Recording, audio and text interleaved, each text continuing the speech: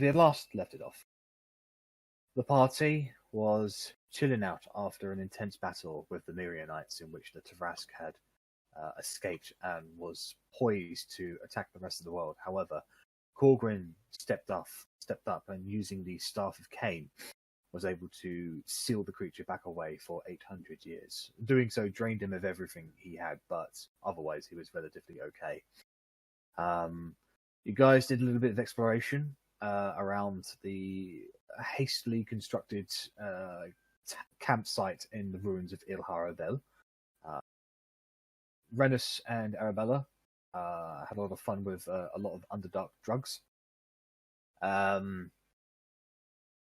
Korgrin and Verity did a lot of sleuthing and investigating, and from the end of that, you had convinced Ulara that the placebo curse that she believed was very much real was in fact ended. The priestesses of Lolth considered Korgrin an enemy and gave Verity a dagger of venom in the hopes that she would assassinate him. They also found out the name of an individual from the Ornamental Slumber by the name of Darius. Archpriest Darius is considered one of the head honchos of the Ornamental Slumber.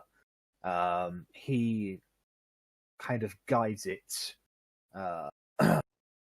manages it, is effectively one of the top leaders in the Ornamental Slumber,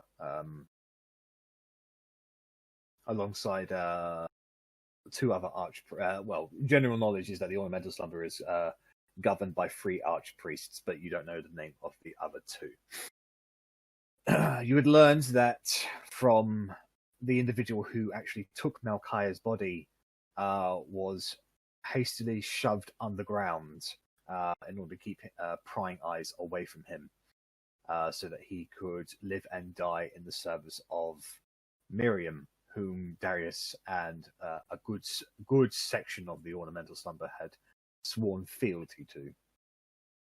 You've also learned that Darius had his sights set on head necromancer Gatan. Whether or not Gatan has already fallen under the sway of the Mirianites, or if he is effectively just the next target, you don't know. However, you were all able to effectively complete a long rest, and Arrabella had a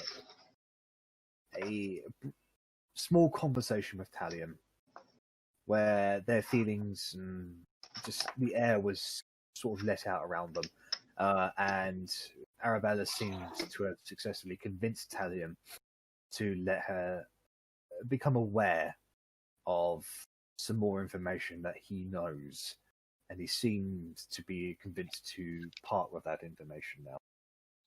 However, Arrabella said that she needed a little bit of time to think about what she wanted to ask him, and that was where we had left it off. So, and I completely forgot about that.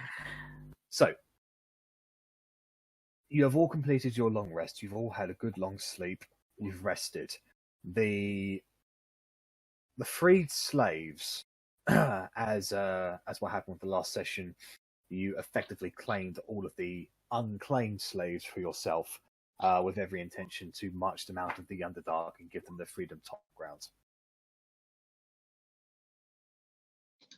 So they've given some supplies that were vehemently gifted to you by overzealous drow in support of their new lord. And there's a good, effective, probably about 100 of them that are ready to go, plus Guam as well, who wants to see the surface world, as he believes it is a magical fairy place where nothing you do has any consequences. You've all gathered your stuff together, fully rested. You have all the supplies that you need. Is there anything specific you guys want before heading out, or are you ready to just take the path onwards? there was definitely something I wanted to try and do, but sorry, carry on, whoever that was. Sorry, just me. I'm running downstairs before I burn my food. But did we level up at the end of last session? Are we meant to be level 12 now? You should be level 12 now, yes. Mm-hmm. Okay, so I need to find the level 5 spell. Never mind me. Right. I will take Kane's advice and cast Dispel Magic at 5th level on myself. When you wash yourself with the Dispel Magic over your body, you feel a slight tingle, like a needle that was stuck in one of your veins. That sort of just kind of been rested, and after a while you just forgot about it and you didn't even realise it was there. And then basically you just felt a slight tingle as if that needle has just been pulled out. And it's like, ooh, I didn't notice that was in there. And you now feel as if a small connection to another force present has been severed before it could fully grow into your body. Delightful. Oh, glad to be rid of that. I'm glad to be rid of this place. I wanted to spend a little bit of time with my leather armour carving a small slot into it that one could perhaps hide a dagger from casual inspection, so I could always have a dagger concealed on me at all times. Just make a general dexterity check, please, because you're not really proficient in leather armour making.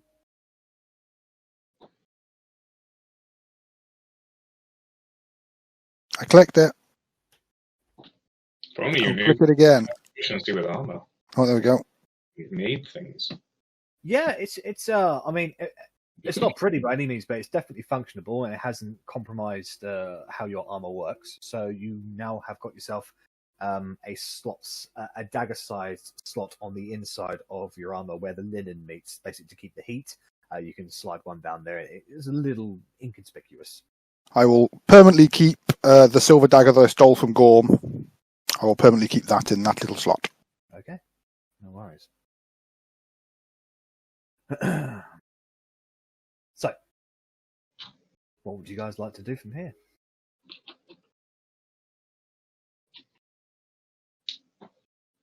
We never really did decide what we wanted to do about the giant, and if we should just leave him down here, like tell him that we're going to teleport him, but then don't actually teleport him. I don't really want a giant running around topside, feeling Especially like there's no giant consequences. Yeah, that's the scariest part of that. I mean, giants topside are bad enough, but a giant that generally believes there's no consequences, that doesn't seem good. So we just want to tell him that things might not seem too different, but that we are actually topside, and he will definitely go through the magic portal, and then just don't. We have to consider the fact that he might go a little bit apeshit down here then.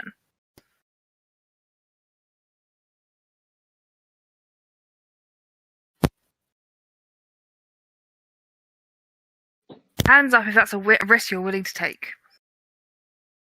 I mean, it kind of is, but these drow have actually been mostly reasonable to us. It's not really fair to set a consequence-free giant on them. How do I sound now? Better? Yes. Much better. For some reason, when I plugged my webcam in, it decided to change over on Discord, so that's cool.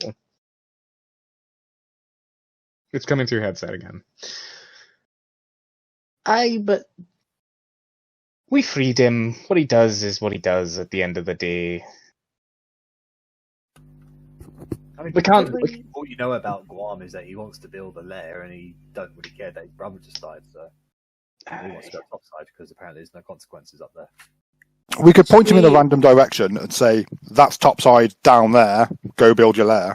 Should we take him with us to fight the crazy ghosts? Rennas would know that Guam would not fall for that because he, when you first met him, he was quite knowledgeable about the area. So That's a if fair you one. went direction, he might be like, no, it ain't. Can we just leave him in the ice Smash it. caves? Take him there. He can set up a lair in there. That's a plan. Don't All of really. there is orcs. Aye, but again, that's... I say all that's there. They can defend themselves, is what I mean. There's orcs, there's the yetis, there's the mammoths. There's also the Multiple faces. multiple faces. There's also the dwarven vault. Now, do you really want a giant getting into a dwarven vault? I'm not sure he'd be able to do much. I don't think he can If get a into the stone door. giant was able to make it, especially a relatively stupid stone giant was able to make their way into a dwarven vault, then your ancestors would come back just to kill themselves out of sheer embarrassment. Seems like a very persistent giant, though.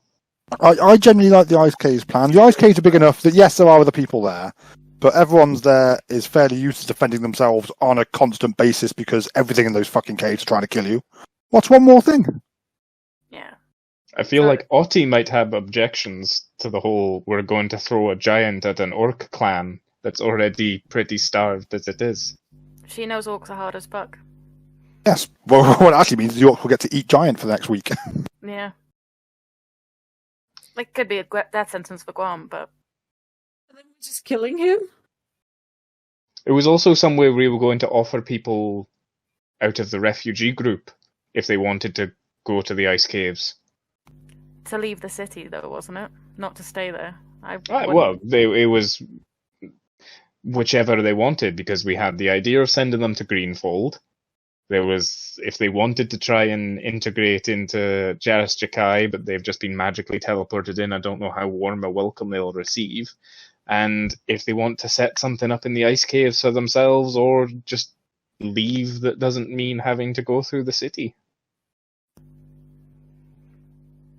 Again, if they choose to live in the ice caves, even without Guam there's a lot of horrors in there that could kill them, and that's their choice. They are free people now. Oh, no, I agree. I'm just saying, would it be wise to put the people and the stone giant that fears no consequences together? Would it be wise to put the stone giant in a city full of people? Oh no, that's why I'm saying we're not sending the stone giant to the city. We're not sending Guan to Jaris Jakai. He's not going there one way or another. Well, we could leave him here and he could decimate the rest of the drow. But we've actually been working with the drow. The drow have not... I mean, I know that that was technically the sarcasm drow are from pretty Arri, by evil. the way. I know, like, Okay. pretty much everything that comes out of her mouth sounds sarcastic, but that was sarcasm from Arri. Could we see if he wants to set up a lair in what's left of the maze? He specifically wants to go topside. That's what he was so excited about. So great, So ice caves would be great. Korgrin. Which do you pick? Oh no. Do we decimate the city? Do we decimate the drow?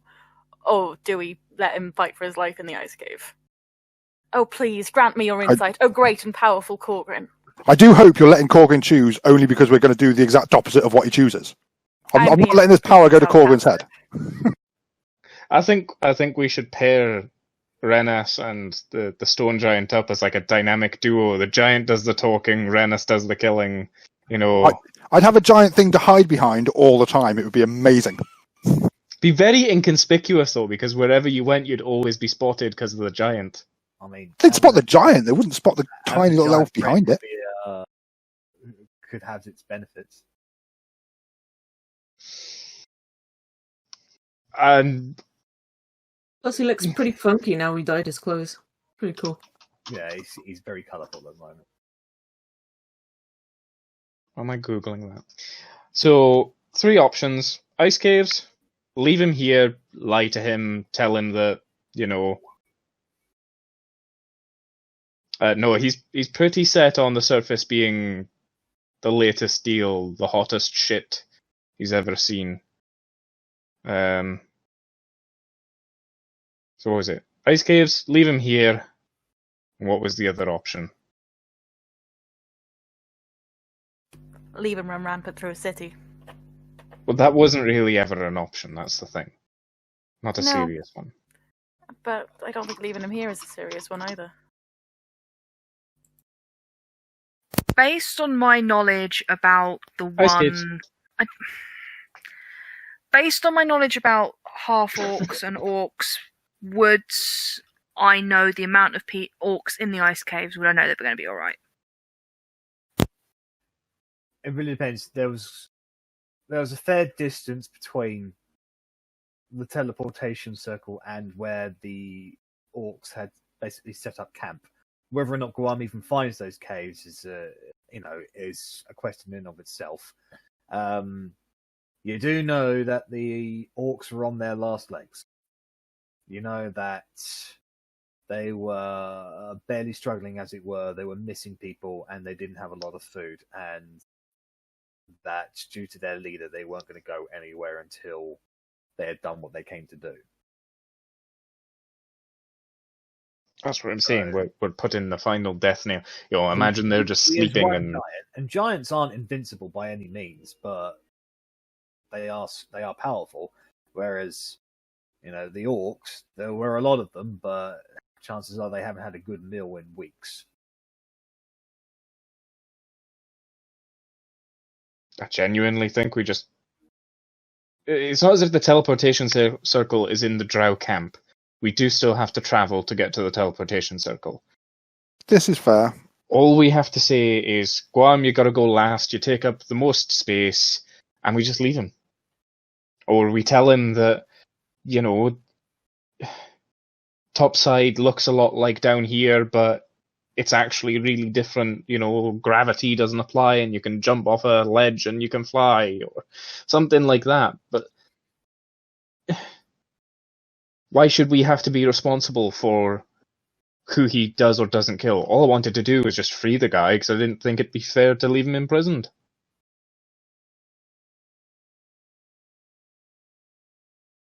That implies that he realizes that topside actually has realistic, what matters down here matters up there too. Right now, he just thinks it's a... Go ahead and make a general history check, please, because this is something that you might have knowledge on. Fantasy world.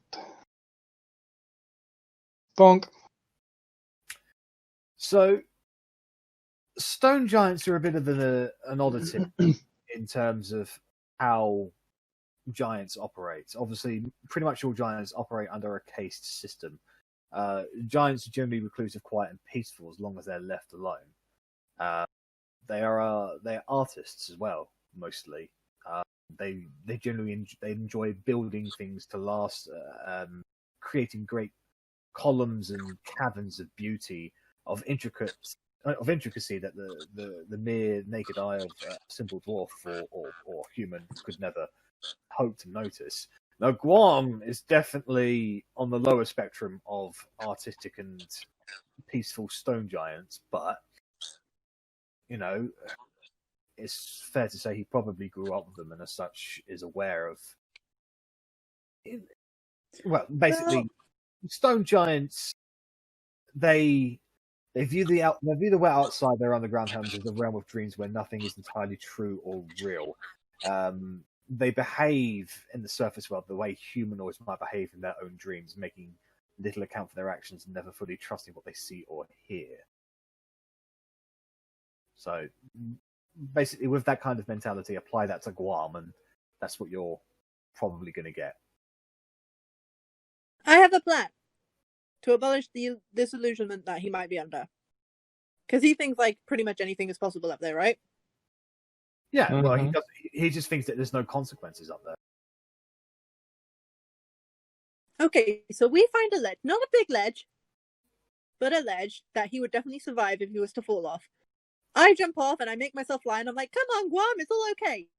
He falls, learns his lesson, disillusionment abolished. Or he goes... Maybe becomes a little bit more practical. Maybe I've just not learned how to fly in the dream world, but everything else is still pretend and make believe. So he has to figure out his own rules then. It still becomes a learning process. I just don't want him to kill anyone along that route, along that learning process. But any of these options is an option like where he could potentially kill someone. I know, that's why it's shit. The only way we can... These people need your help. The orcs need your help or something like that, and then he could potentially help out the orcs. Or, I don't know, make him feel good about himself for being a hero. Isn't it better to be up there thinking that you're doing positive things than, just doing your own thing? We can ask him. Maybe, I don't know. I'm gonna go back to eating these bugs because I assume that's the only thing to eat down here. We can always ask him, but at the end of the day, we did still want to speak to the refugees and see where or what they wanted to do as well. Where they wanted to go.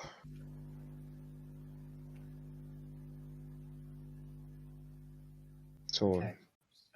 do we want to address them? Should we start our journey away from everyone towards this little teleportation circle, and we can speak to them in a gathering away from the city and everyone else?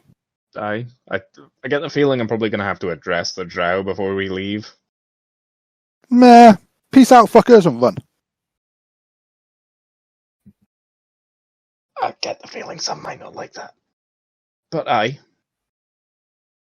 Well, I mean, the refugees are ready to go.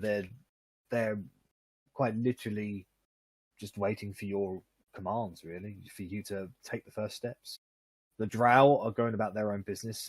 Immediately, they're already trying to set up some more permanent buildings around the gigantic fucking crater that was the spell you cast, Korgrin. Korgrin's handiwork. Obviously, still paying reverence towards you, bowing whenever they get closer to you. Can I just give them a quick little address and then we can be on their way, so that we don't get any drow assassins that come up after us in the surface, or next time we come underground for whatever godforsaken reason, it's like, hey, you're Korgrin, fuck you, die. So you tell a few drow that you want to make an address towards them, and it spreads kind of like wildfire. Probably within a few minutes, you get a crowd of at least a few hundred drow that are eager to hear their great Lord Korgrin's first new commands. Hello, everyone. Korgrin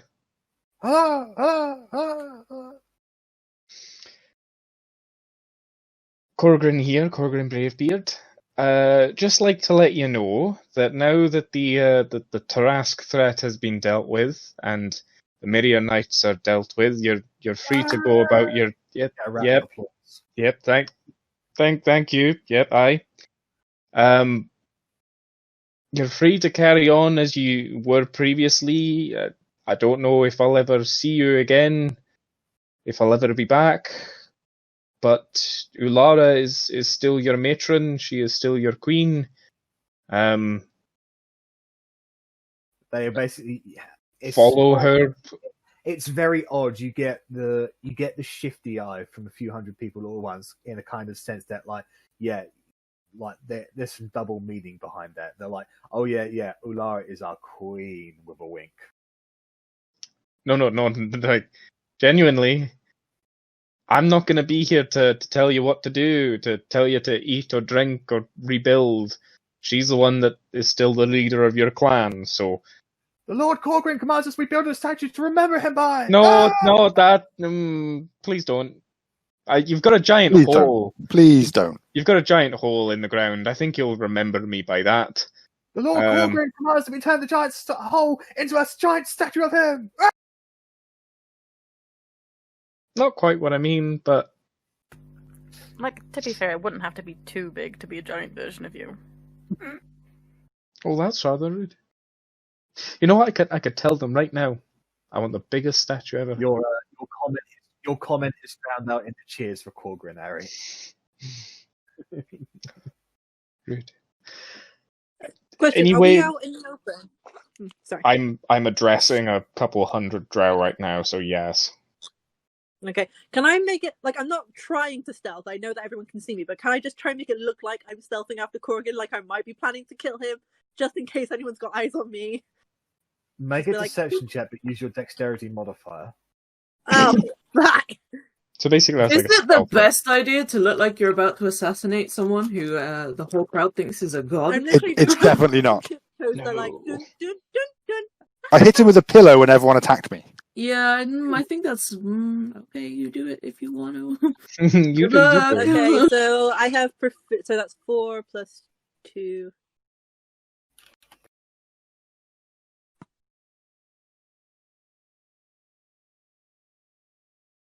Oh fuck! Yeah. So that's plus 6. A few of the younger drow at the front of the crowd shout out to you, Korgrin. She's behind Korgrin!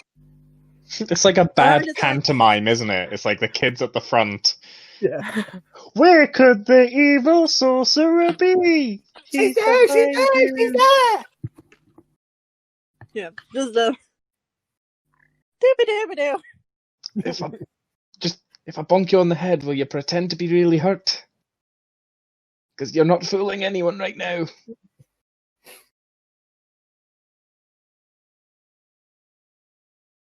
I'll take silence as a yes, and I'll just bonk.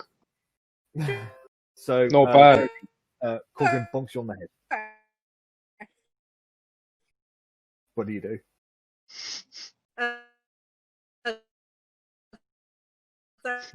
Verity lags out, apparently. Said yeah. Sorry, what did she say? I didn't catch that. No idea.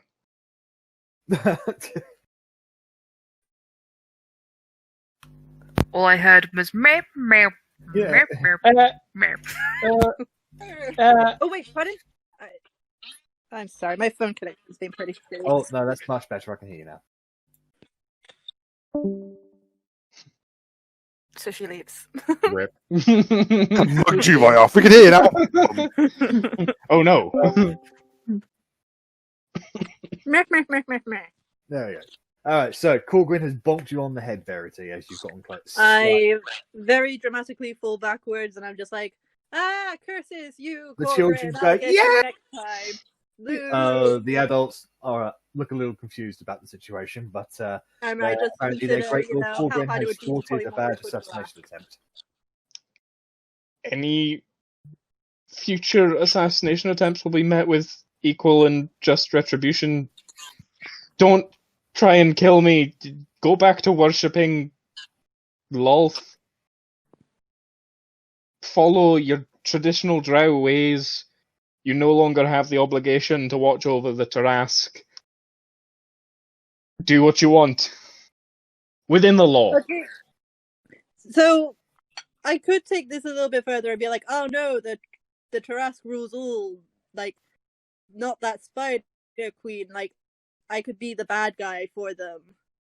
Whilst you show an alliance to the spider queen if you want to act that out. I'm whispering to him in the side. Is there a side stage here? I don't know. Where's the curtains? You could have been messaging it to me because you do have message. Oh, I mean, Earlier, already the before we general finished our feel long of rest, the crowd I right had now done after your telepathic last pond. connection, Korgrin, is that you have basically said you can go back to worshipping. I give you permission to worship Lolth. Yeah. Kind of puts you in a position of authority over Lolth, and that's what they're going with, basically. It's the best I'm going to be able to get out of them, because I can't tell them to stop worshipping me, because that in itself is a paradox. The Lord tells us to not worship him anymore. It's a miracle. But does that mean that we do worship him, or we don't worship him? If we're listening to him, should we not listen to him? It means you're I'm not a lord. confused. Get over it. Shut up, I'm their god. But be free, be happy, maybe less slaves. Mull it over. Korgrin has proclaimed more slaves for himself and less for us. Ah! They're really not very good at listening. No, I there's mean, no. technically true. He owns half the city's worth of slaves right now, so They're- technically they're- true. They're so filled with religious fervor that they're just not listening to common sense. They basically, whatever you're saying to them, unfortunately, they are warping it in their head as to how it fits. How they can show reverence, how they can continue to worship without. Yeah. Angering you. Yeah. I'm just gonna enjoy your spider goddess, enjoy your matron. Goodbye. Good luck. They don't say anything actually. They just all like drop to the ground and grovel before Oh, you. gee, this will sort itself out in a generation or two. They live a lot longer than you do. Yes, they do. Which is why I said generation or two. Farewell, slaves. Let's go and hurry up our slaves in the group and just. The refugees / slaves. And they all start gathering their things together. Their makeshift backpacks, bedrolls, and bits and pieces that they've been able to get together that has been gifted to you, but has then been distributed amongst the refugees and survivors in according to their needs. And you guys begin making your way away from the ruins of Arrabella.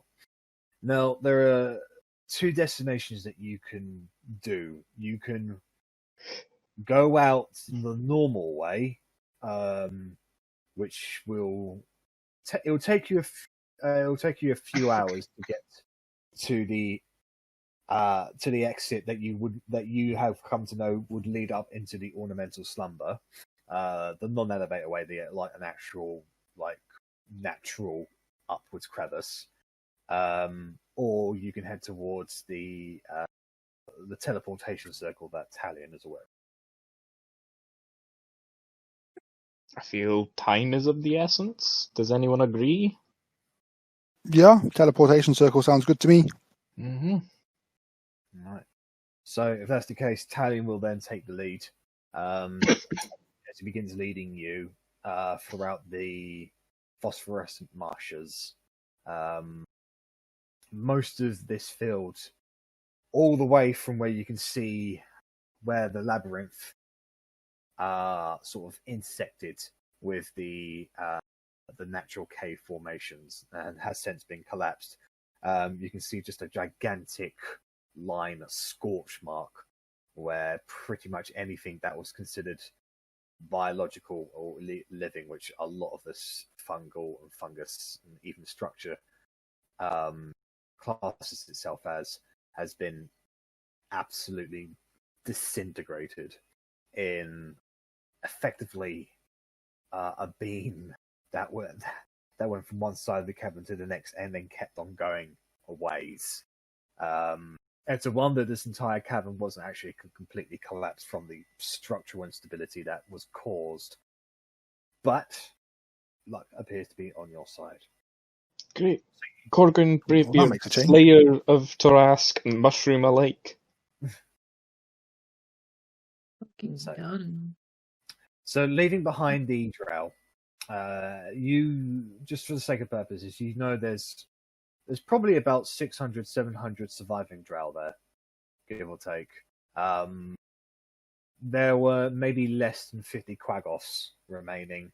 Their slave population was relatively untouched. However, you've taken pretty much all of the unclaimed slaves, so there's probably less than 50 slaves amongst them now. They have no more driders or spiders left. They were wiped out in the blood. Thank God. Yes, my child. Nope.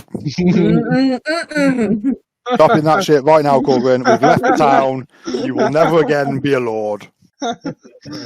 I'll have you know, I'll claim my own lordship back one day. I could just live down here and live like a king. Wouldn't want to, though. Too many drow. So, You can't really do that. The priestesses will kill you. are you guys rushing, going at a medium pace, or are you keeping your eyes out? I'd say we'd definitely be going slow, keeping our eyes out for the first portion. I don't know how far it is to this. It's effectively going to be an hour's walk to the other side of the cavern to get to the crevice that goes into the huts where Talion has described where the teleportation circle is.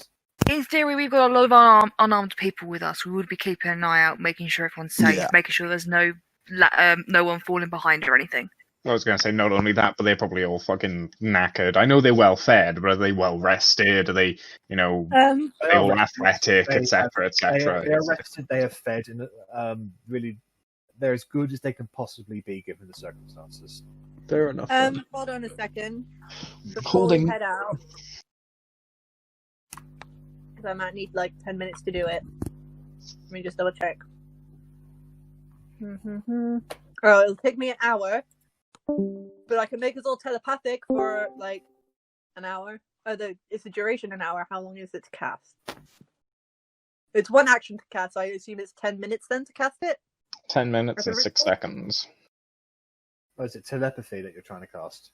Telepathic bond, yeah, as a ritual.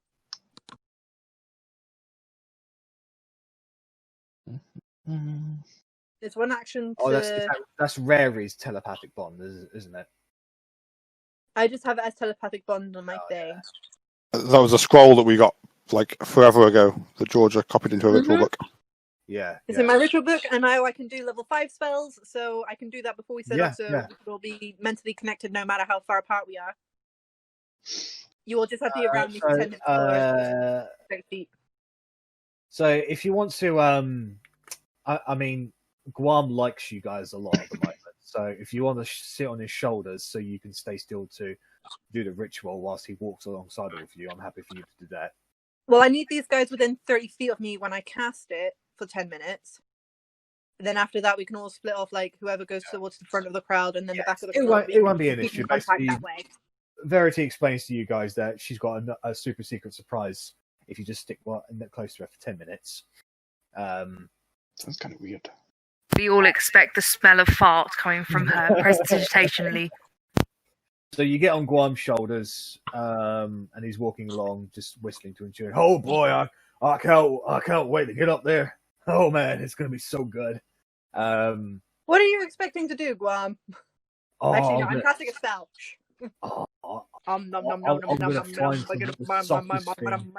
The softest thing. I'm just gonna step on it again and again and again. See what it feels like between my toes.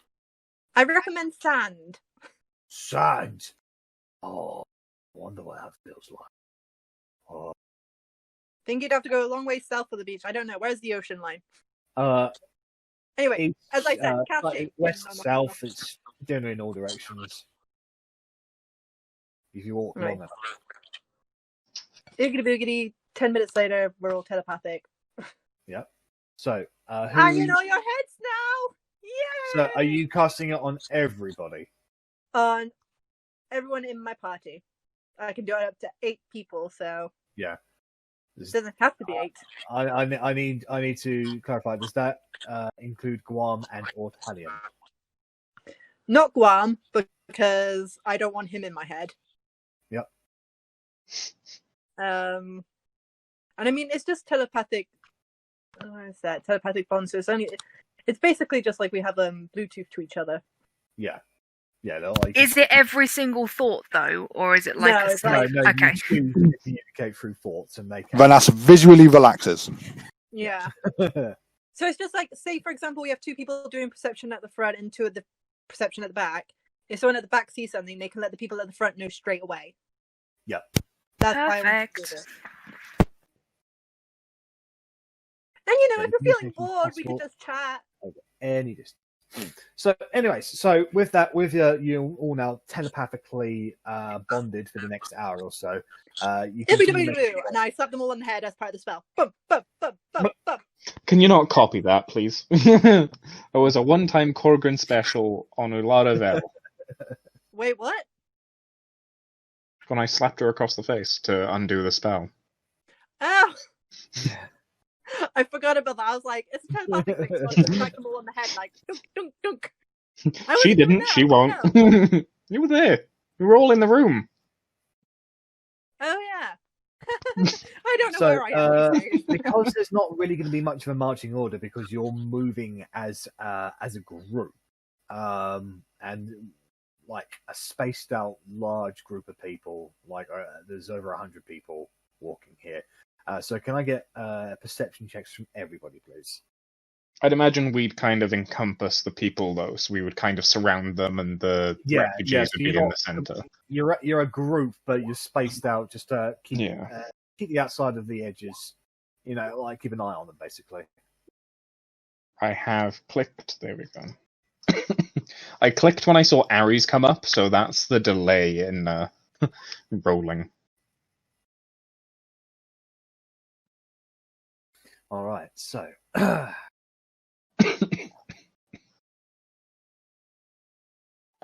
Otti and Verity, you do notice probably a good 120 feet outside of the main body of people. there is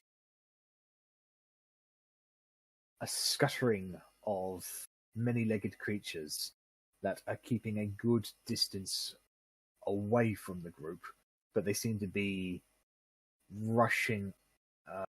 They seem to be rushing ahead. Like if you guys are walking in a straight line, they're basically just sort of out here, curving around you, trying to go ahead.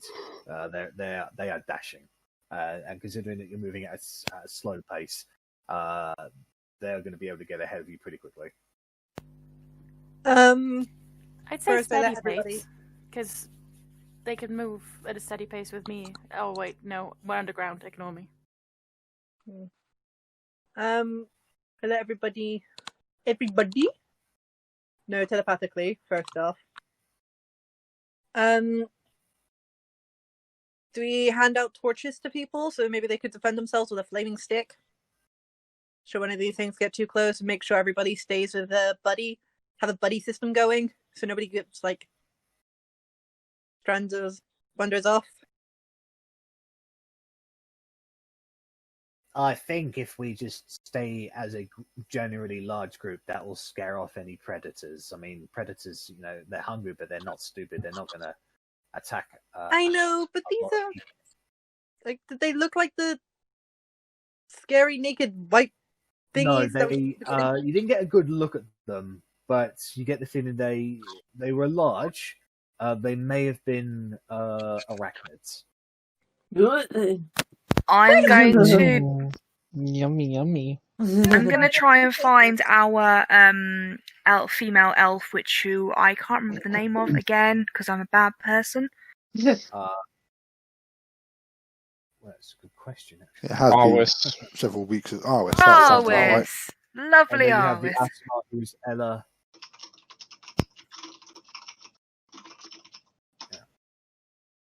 Yeah, that's the one. Yeah. So you want to get Arwis out, is that right? Yeah, I'll try and find Arwis. So she is generally hanging around the middle section of it all, looking a little confused with herself as to, what's going on. Like, she thought she would be doing far more unsavory things at this point. So Elle or Yeah. Arwis? Arwis. She's not. Like, she looks like she's, just keeping an eye out for the next striking hand coming towards her, and then she sees you coming up to her, Otti, and she just, she shies away a little, but she stands to attention, waiting for your command.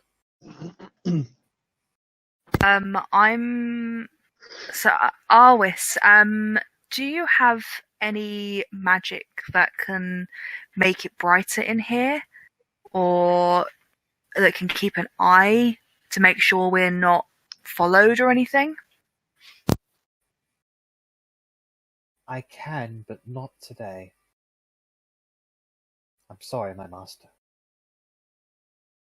Hey, don't worry about it. It's not a problem. Is Ella close? I might see if Ella's got anything. Yeah, Ella is relatively close by, yeah. I'll say to Ella, is there anything, can you make it brighter in here? Is there anything that you can do to help with tracking to make sure we're not followed? Can we just use the oop globe? I can. She focuses for a moment and her eyes glow a little golden.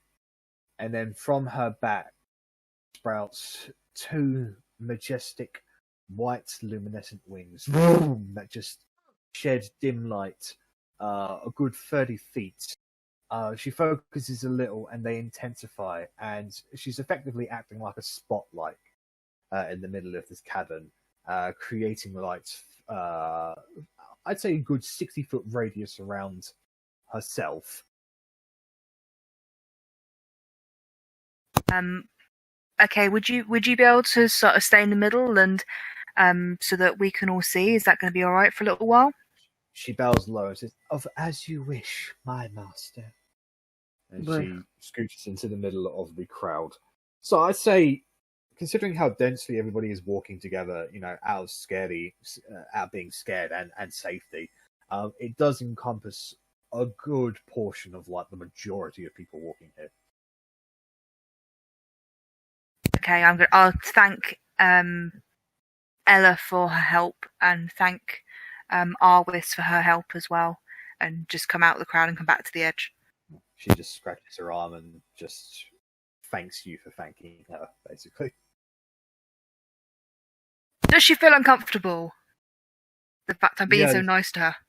Yeah. She really does. Yay! Mission accomplished! Oh dear. So, you have you are now producing daylights for people, make it easy for people without dark vision. And you have informed the group that you have seen large arachnid-like creatures circling around the group and making their way ahead of yourselves. Love that. I'm so happy that's happening. So if they were Yeah. scuttering round the front, I might try and move more of us towards the front in case they're coming from the front. Bella will Right. pout if you ask her. Okay, so Otti, you make your way, taking a few of the others towards the front. And with your perception, you can see that whatever those things were, they have gone further off into the darkness towards the edge of the cavern itself. And a few minutes go by as you continue walking on, and you do not see them again. Wherever they've gone, they've probably avoided your group and just gone off into the darkness for whatever purpose they're going into. Thanks, I hate that. Thanks, I hate it. Thanks, I hate it. Okay, I'd let everyone know that it looks like they've gone past, but keep an eye out and keep wary. And just carry on. Talion Maybe will they were not just follow. migrated. Not Gennaro even. Migratory just- spiders. Well, is that south? Like, is it South, Jack? Are they going south? Arri would know if they were going south.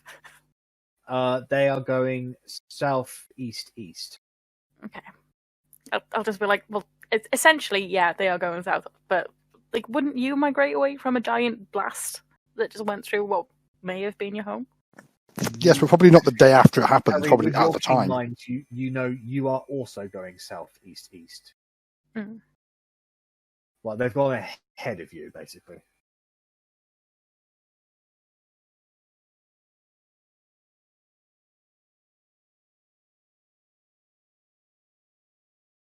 So, keeping an eye out, being aware of what you have seen, you continue onwards. And when you're getting closer to about an hour of walking, have you reached the mouth of this cave? Or not the edge of this cavern. Until eventually you see a small fissure in the wall itself, large enough. It's probably about 30-40 feet wide and goes further inwards into the cavern itself, or into the wall. And Talion points to it and says, "In there, probably about a 5-minute walk, and that's where you find the hut. I think that was where Cain came in and out of this place whenever he visited. There was a few bits and bobs of him when we found it." I assume you mean his things, not his corpse. No, like a few very complex books, couple of components and stuff like that. Sure, I'm sure it's all wasted away by now. So I'd certainly hope not, but fair enough. And as you guys get a little bit closer to it, Korgrin, you'll notice this first because this is something as a dwarf you'd be innately aware of. The fissure itself looks dangerously unstable. As in, it's As an in, unsupported ceiling and any kind of... No, damage as to in, the walls. as in the fissure itself was probably a natural thing, but now there are a lot more cracks into it. It doesn't take. It won't take any checks for you to probably know this is probably a residual effect of you firing that blast and hitting the cavern wall. This is probably a weak structure in said wall, and it looks like it's taking some damage. It's still open. It doesn't look like it's had any cave-ins, but a lot of vibrations could unsettle it. I was about to say, how tall is Guam? That's a good question. I think stone giants are generally about 15, 17 feet tall. How high is the fissure? It's about 40, 45 feet. So we're going in groups then. I will. It's not wide enough for the whole crowd to get in all at once. Yeah. Probably, what I mean is the foot traffic. I don't want everyone 100 people mass exodus going through there, and unsettling the remnants of foundation that is there. I'd say at best 5 people shoulder to shoulder could walk in at the same time, but that's about. It's not a perfect fissure. You can see just from the outskirts, it gets wider and shorter in certain areas as you go in. I will communicate that to everyone and let people know that it is unstable. We are not going through this all at once, and it is most likely going to take us a little bit of time to move people through at a steady and slow pace as to not upset the remnants of the groundworks. We don't cause a cave-in and fuck ourselves up. Maybe an idea for good fighters to go in first and last then. Move the weaker in the middle, just in case there's something on the other side. Wait, is the teleportation circle like right on the other side, or is it within this fissure? Like, where are we going? It's in this fissure. We've got to go through the fissure. Inside the fissure. You walk for about 5 minutes going around the bends, and then eventually you find a small little, I'd say a cabin, a small cabin in there, and inside there is the circle. But everyone's going to fit on the other side, yeah? Yes. Okay. So maybe give me another 10 minutes so I can top up the spell so we haven't, because like we've been walking for an hour, right? Yes. So this only works for an hour time, and we just make human chain, one person this end, people throughout the fissure. I say you have 10 minutes left of it because you started casting it as you were walking, and it took an hour to get over it. So it's been 15 minutes. Yeah, just like another 10 minutes to top it up if you guys are okay with that. Is Ella still glowing? No, she stopped glowing after about 10 minutes. Okay. We need to have a chat with these people before we leave anyway, so we can do that while you're recasting this spell. That's the thing. If we want to divide them into 3 groups, we can send them in the groups that want to go to different places. True. But this is what I'm saying. If we're doing small groups, having a human chain of us going throughout, so one person on this end, another person on the other end, and then another people throughout in the fissure to make sure people are getting through fine, or 2 on this end, 2 on that end, however far we need to be divided out, having the telepathic bond so we can keep in contact, and just like making sure nobody panics in there, nobody does anything dodgy, because I know they're all being rescued and they should be grateful, but you can... That's fine. Never That's trust fine. anyone. Yeah, that's perfectly understandable. Makes sense. I have a light cantrip, so I can do that up to 3 things. I can also So I can make sure it's lit up in there. do the same. Just get everyone divided into groups whilst I do the telepathic bond thing. So address them now. As you begin recasting the ritual, Verity, the rest of the party begins making their way throughout the crowd, just trying to get the general feeling of who wants to go where. So the options are basically going to Jarrushigai or going to the Ice Cave, is that right? Or Greenfold. Your Greenfold, yeah. Is there there's not a teleportation? There's not, No. But that would be how they want to get there, would either be through the ice caves, or they may need to lurk about Jarrushigai until we leave, and then The majority of people that you speak to are actually from Jarrushigai. So I'd say... I suppose that makes sense. Out of 100 or so people, probably about 80 people want to go back to Jarrushigai. the rest of them that aren't too, they're either not that bothered, or they just want to get out of the Underdark, or feel like Greenfold could be a nice place, but they don't feel comfortable taking on the notoriously dangerous ice caves without some form of protection. Well, that would be, they can either set up in the ice caves if they're bold and brave enough. They're not bold and brave enough, no doubt. Fair enough. I mean, we can send them to Jarashtakai as well and get them to go to give them some money, get them to go to the inn, and then we can escort them from the inn that we know. They have savings and stuff like that topside if they go to a bank. A lot of these people are just regular folks that were taken for some reason. Like a lot of them are miners, and they were taken while them were mining. Others are explorers, adventurers, a map maker, taken for whatever particular reason, really. Could we also let the people know that do live in Jarashtakai that there likely isn't a food shortage outside of Jarashtakai? So if they're sick of starving in the capital city, they can go elsewhere. With a few people that don't have family in Jarashtakai, and they actually come around onto going to Greenfold if they believe there is food. But there are a lot of them have kids, parents, siblings that just can't pack up and leave. But it seems that it is unanimous that everybody wants to go to Jarashtakai at the moment, except for Guam. He's happy to go with wherever, really. And yeah, that's bit. A lot of them are like they'd rather go to Jarashtakai and then just go past the frost gates to get to Greenfold. They'd rather just avoid the ice caves altogether. Understandable. Let's take him to the beach. Okay. Nicki Minaj. Nicki Mangwan. Oh no. Nicki's minty Vaj. Oh no. Oh no, no. Why? You're welcome. I hate it. I would probably try and pull. Oh my god, I've forgotten his name already. Guam? No, Riwan to one side and tell him that where we last saw his the other centaurs and we last saw his dad, so he can make the decision from there.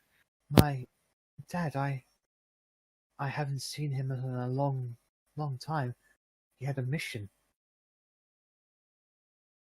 I've actually made sure it's his dad. Yeah. Do you think if we get this kid to the life tree in the ice caves, the life tree could take him to the other life tree?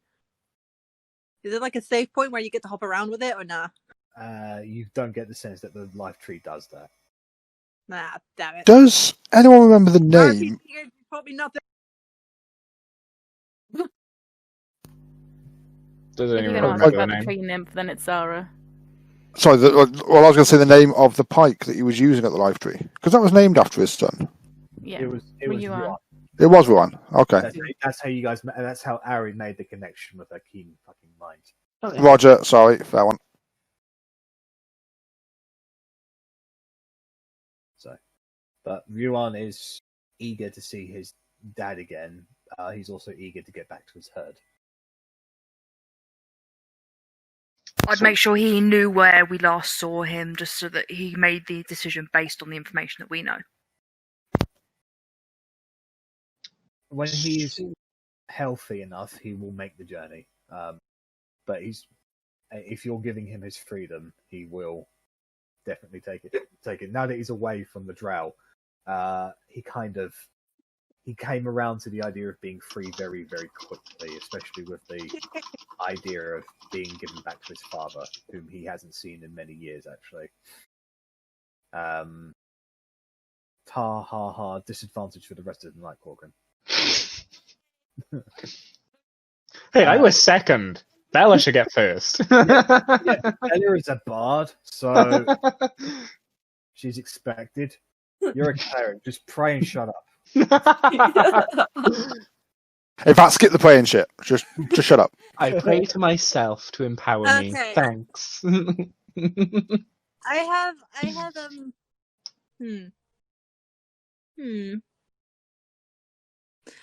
Is this centaur kid going to be able to get back to the other autumn forest by himself, do we think? Not as he is right now. He's very, And probably not while the frost gates are shut, which we would be leading people out most likely if we're Okay, leaving. so if we're going back that way, hear me Like- out. I'm probably that's going to make a really stupid plan. We take Guam with us, keep him on a little leash for a while, and then the centaurs look after him because the centaurs will be able to keep him in check. And then in turn, he can help the centaurs. Like, have they been getting along? Has Guam been getting along with the little centaur kid? I would like to think they're getting along. Probably not. No, probably sees Ryuan as a tasty snack. So And then, to be fair, we've got to keep Guam in check. Guam in check, yeah. In the meantime, mean, until we get back there, and that's Worst case like scenario, 10 just days keep him travel at unconscious least. most of the way. And however long we spend in Jarash Jakai. Okay. Oh, Just keep in mind, a crazy you know, plan I wanted to you throw out there. just made friends with one of the best horse breeders in Jarastukai. Wait, what? Oh, yeah. Because we solved what's happening to his horses. also kind of hooked him. 'Twas an onto that evil property. donkey. Mm. So if you're not sure where to leave you on, you know that there is somebody who might have. What if the skill donkey set. kills him? Would he not find that insulting, being a centaur? Like, being I would find stabled that with normal If I was a horses? centaur. Same. Yeah. These are like you, kind of. Done. But if he is happy to hang around the town for a few days, then at least we can escort him as far as Maltogio. Here's some Well, that's- stables. You're a horse. Well, basically, you have friends in Jarastukai. You have Marriott. You have Hunk Manners. You have Wally as well. Wally could be considered a friend, depending on how you speak to him. You have the Silent Sisters as well. I mean, you've made allies. I am not a fan of Wally, and we did kind of just. Oh no, we didn't re-kill the Silent Sisters. We killed everyone else, but the fact that we have everyone else makes me very sus of Wally. Sus. Fair. Then I doubt Wally was directly overseeing the disposal of the bodies from these fights. That's well below him. Yeah. So What's his face? You'd think that they would do something fancy with him. You know, the previous champion, although he was a dickhead, to be fair. He's a corpse once he's dead. Yeah, it will basically. once they die, they're no longer selling Well, he tickets, tried so to they're no stab longer. Otti in the back for losing at the moment that the crowd no longer cared what happened to him. So the mob is fickle, as they say. I'd still think that Wally would try and what's the word? Extort Indenture? Ryuan? Like just Indenture is a take good word. advantage of the fact that he is like sell, like make money of it. Yeah, kind of indenture. Like yeah, you say indenture, I literally just think of dentures. So Oh no. He's gonna make teeth out of real one's teeth. to be fair, there's a lot of bone there that could be made, but I mean, that's That what the is- old dentures used to be made out of, animal teeth. yeah, let's just not talk about this anymore. So the 9 days Just that we were imagine in Quran Jarish. talking about that. I was like, oh god. He's like, You also know you don't have a lot of time before the time frame for Melchiah being resurrected. You've probably got about 6-7 hours left, I'll be honest. Yeah. Okay, so how was Jarish Takai? I mean, we know they don't like elves. Do we think they're going to be accepting towards a adolescent centaur running around the city for the It next? was the elves that were almost exterminated and the half-elves are persecuted. Elves are actually generally considered as pets and gifts now. So an elf can have a good life, but a half-elf generally won't. Everything else is generally considered with either equality or disdainment depending on the race. Like there are kobolds in Jarastukai. They're considered inferior by pretty much everybody. There was the Arakocra. Yeah, there was the Arrabella. He was treated very equally. It is purely because of the history between the elves and how Windwood was first founded and settled that there is lingering hostility and discrimination against the elves and half elves. So we could probably assume that the centaur's going to be okay. Yes. Okay, that's fine. Okay. RS is a full elf, though, isn't she? Arwis is she is a full elf, yes. What was her opinions on where she wanted to stay? Did she want to stay in the capital or not? She has been in the Underdark for the good portion of, well, since she was a very little girl, so she has no opinion on the matter. Probably best she don't go to Jaristakai. Yeah, we'd explain to her what Jaristakai is like for elves and half elves, and that if she does go there, she's pretty much just going to be a pet. The elf tax actually only applies to half elves. Yeah, but she's still going to be kept as a pet by someone. She's going to be like just led around on a fucking leash and crap. The guardians of the arena. You guys have a lot of sway. If some guards come up to you with some issue, they, hey, why you got an elf? You'd be like, don't you know who we fucking are? And that's my point, that we could happily take her as our pet for the duration that we're in there, but she's probably better off settling in Greenfold rather than anywhere else. But yeah. Definitely. Yeah, okay. So yes, that's all I was thinking. So I'd have to explain to us that although, we are granting everyone freedom, you may have to be our pet while we're inside the town, because otherwise you'll get some questions and people are very funny in there and blah, blah, blah. Do we want to treat Ella the same as well? Because, I mean, she's pretty much just been raised to be like a holy whore. You said Bella, I was very confused. No, Ella. Wow, See. Bella, things I have was like, changed. what the hell? I have? New year, new Bella. Very, very rare, and meeting one is generally considered a good omen. Yeah, So, but also she's kind of been broken in by, being broken in. With Arwen, like Arwis. what kind of magic caster is she? Is she a wizard or? She is. Wizard Harry.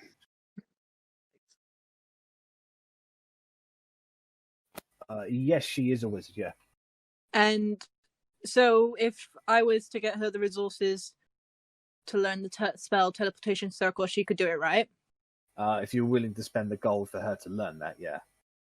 Because I have an idea, because there's something I wanted to do if we had time, but might not. But if we take her to Greenfold, convince the mayor there to let her stay in Grace's cabin, if she cast Teleportation Circle there every day for a year, we would have a permanent Teleportation Circle there in Grace's cabin. That's true, yeah. And it would be one that only we would know about with her. That's true, yeah. We could give her a little bit of money, like send her money every now and then just to keep her going. And she wouldn't have to deal with people telling her what to do. She would only have that one job. I mean, in truth, she could probably make her own money. She would be one of the most powerful spellcasters in the village at that time. You can do a lot with 5th level magic. I mean, she could be really beneficial there, and it would be a good resource for us. No, having someone who could potentially she has a lot of magic potential. She just doesn't know a lot of magic because the Drow wouldn't want her to know a lot of magic. They would want her to know some very specific stuff, and that's it. But the fact that she can cast 5th level spells means that she's got a lot of latent potential. She just doesn't know a lot. Yeah. And it's like, because I already have that spell here with me. I can just write it, spend some time, it takes as many hours as per level of this. It won't be an issue. Once you can, if you spend the money, and I don't sleep, so spell scroll of it, then she can learn from the spell scroll and just do that every day for a year. It also costs 100 gold per spell level. Yes, or 1,000 gold. It's 50 gold per level of spell. I'll look for it later. It's 50 gold per level of spell, I believe, from my ritual caster feat. Depends on what school of magic she specializes in as well. If she specializes in divination, then it's half that. Hold on. I've been looking into wizards a lot lately.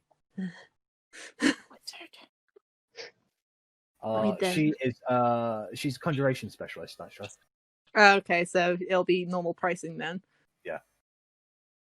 And she's free to do whatever else she wants. She has a place to stay there. She just does this once a day for a year. And then, she can bugger off if she wants to. She can stay there with the free lodging.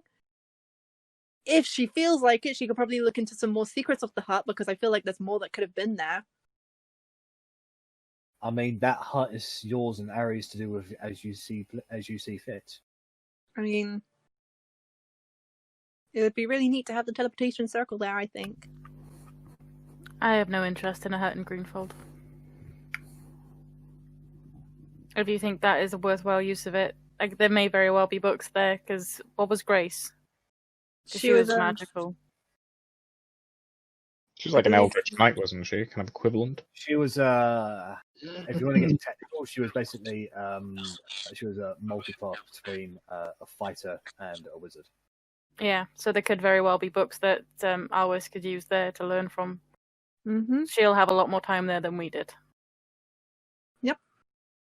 She might find out anything that could be useful to us about the knights. Yeah, hopefully she'll tell us. I mean, Verity, you do remember sleeping in the hut and having... I remember sleeping. Sorry, pardon? No, you remember going to sleep in the hut that one night and having visions there, and you didn't... It's kind of like a nexus of visions, and you didn't see them all. Yeah, like, there was definitely more I could have found out there. But, and like I said, if we were to ever, like, I can't imagine when or how, but if we were to ever had a year, like, break, my plan was to go there and do that, so... Can I just ask, what sort of resources does it take to generate one of these permanent teleportation circles? You have to use the teleportation circle spell once a day in the same spot for a year. Yeah. Oh, sorry, I get you. Sorry, right, okay. I thought we were just going to do it for a year. I didn't realise that made it permanent. That's cool. Okay. Yeah. Once you do it once a day for a year, then it becomes permanent in that location. I missed that bit, chasing our cat off the fish tank. Sorry. Although she will need 50 gold worth of You have a cat? materials to do it a day. Yeah. It is a new cat. It's a very recent cat. Hold on. Therefore, we haven't taught it not to stay off the fucking fish tank yet. How many days in a year is it here? You just see a little rock fall down from the top of the fissure. It will cost about 18,250 gold. Should we be going? Things are happening. We could talk Well, about I was going this to say, another time. if Verity's been successful in casting that, we would have been Oh, speaking yeah. telepathically, You I had more than imagine. enough time to cast that, so... So but yes. So moving on. I feel like this is a lot of conversation for a cavern that we still aren't out of yet. Yeah.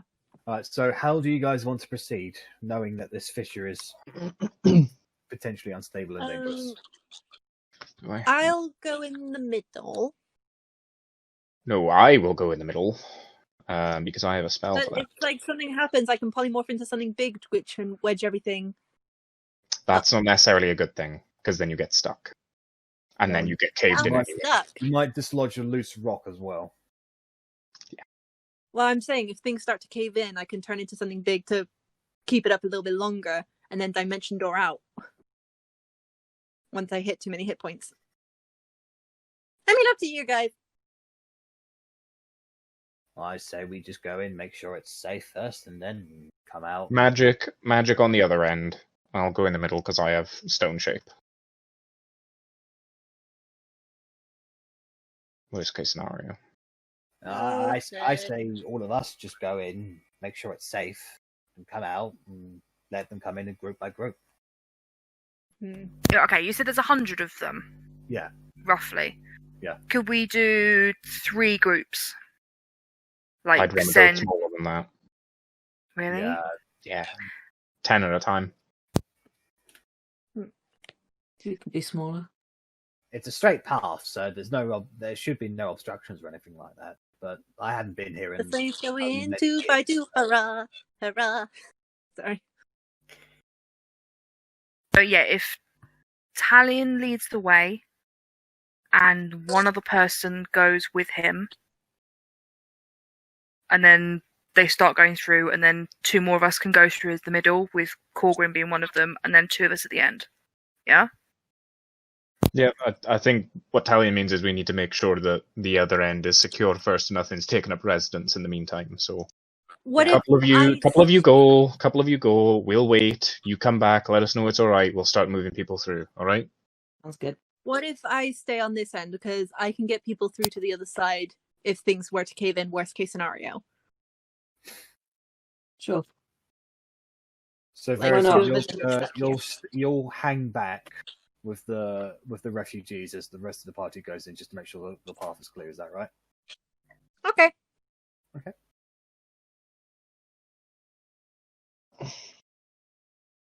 So I won't be going in if it's just Verity staying out, I'll be staying out as well. Okay. I'm not I a was fan gonna of be the staying idea out, of the entire yeah. party going in, to be honest. No, I completely agree. I was going to stay outside, but I would like some Yeah. magic in there, so I'll go in with. I like our usual splits, where we split Ranger Fighter magic and Mhm. go half and half. Mm-hmm. Because at least then we've covered all bases both ways, but I don't think we should all go in. Not right away, Tokens. anyway. Tokens to the right going in, tokens to the left staying out.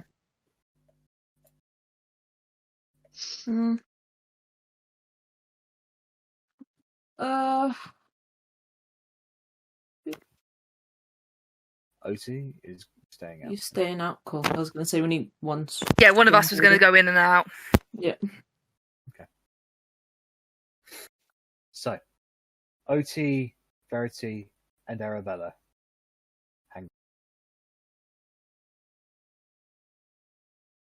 Those Korgrin, Rennas, and Bellatrix and Talion start making their way in. Bellatrix, you've got night goggles, haven't you? Yes. They're not necessary in this, because as you get in, there is a radiant blue glow within this particular fissure. And as you start making a little bit further way in, there are mushrooms as big as Korgrin, actually, that give off this bluish glow that kind of just lights the way a little. These mushrooms are pretty small. I'm like 4 foot. They're big. As you guys proceed onwards a little bit further, I'm 4'5". So you probably walk for about a minute or so. It seems to be clear. As a dwarf, checking the roof of the fissure. Yeah. It's definitely unstable, but the further you go in, there are less cracks in the ceiling. So you get the feeling that maybe the damage done to it maybe have been superficial. It was only on the outside of it. But I'd say you're probably a good minute into it now. What do you guys want to do? Do you want to continue going all the way, or? Mm-hmm. All the way to the hut. Yeah. All right. So you keep on making your way forward. Probably about 2 minutes inwards. Kind of narrows up a little bit, and there's a little bit of water, like a tiny little stream on the ground a little bit, not like kind of soul height really, in your feet. Just makes a few little splashes. And as you're proceeding onwards, Talion sticks his hand out and almost clotheslines you, Korgrin, almost choking you a little bit. Stop! Hammer time.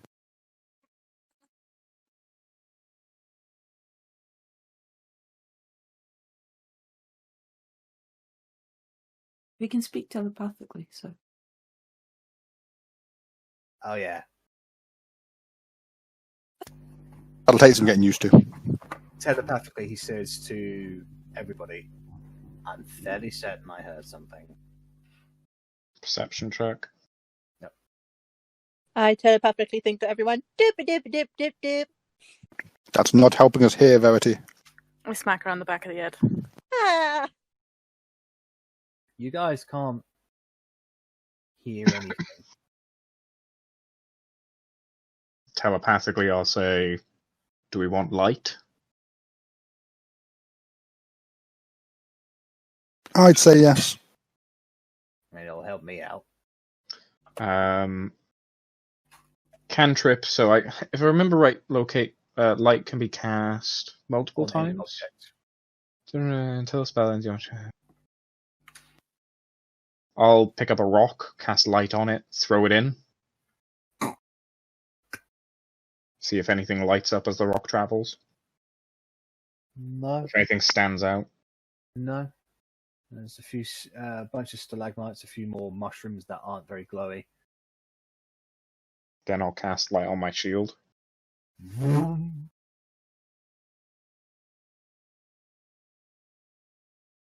We'll look around.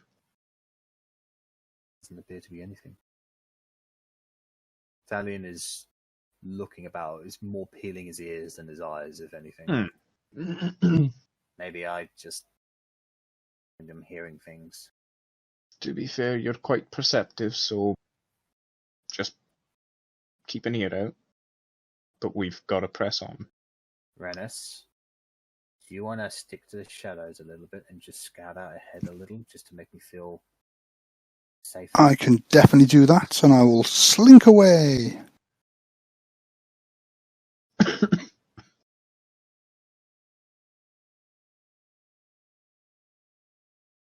Am I rolling stealth, or did it just... Yeah, stealth, sorry. Broken plus 13. It's a minimum of 23 these days, so... You disappear into the shadows, and nobody, including Talion, can see you at the moment. What do you want to do? I will move forward, trying to keep my eyes out, but unfortunately, although my stealth is good, my perception is not. You move ahead, probably about 30, 60 feet or so. Nothing that you can see. I'll obviously telepathically let people know that I can't see anything forward here.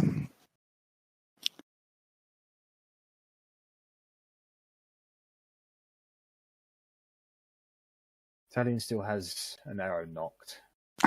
How close are we to the hut? You're about 2 minutes away from it. Okay, so I'd like to carry on stealthing forward until I'm about 30 seconds from it. Right. Assuming I still don't see anything in that time, I will do something then. So, at the 4 minute mark, two things happen. One, there is a small snap in the rock beside you, Korgrin. Your eyes briefly glance an arrow that is shattered on there.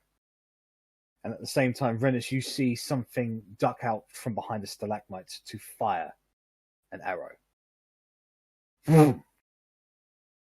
You all immediately stop. And stepping into the light, you see the cruel, calculating face of Ulara Vel. Going so soon, Korgrin? Yes.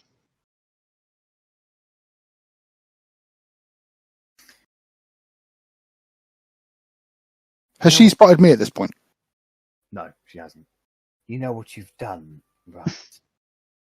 You've taken everything away from me.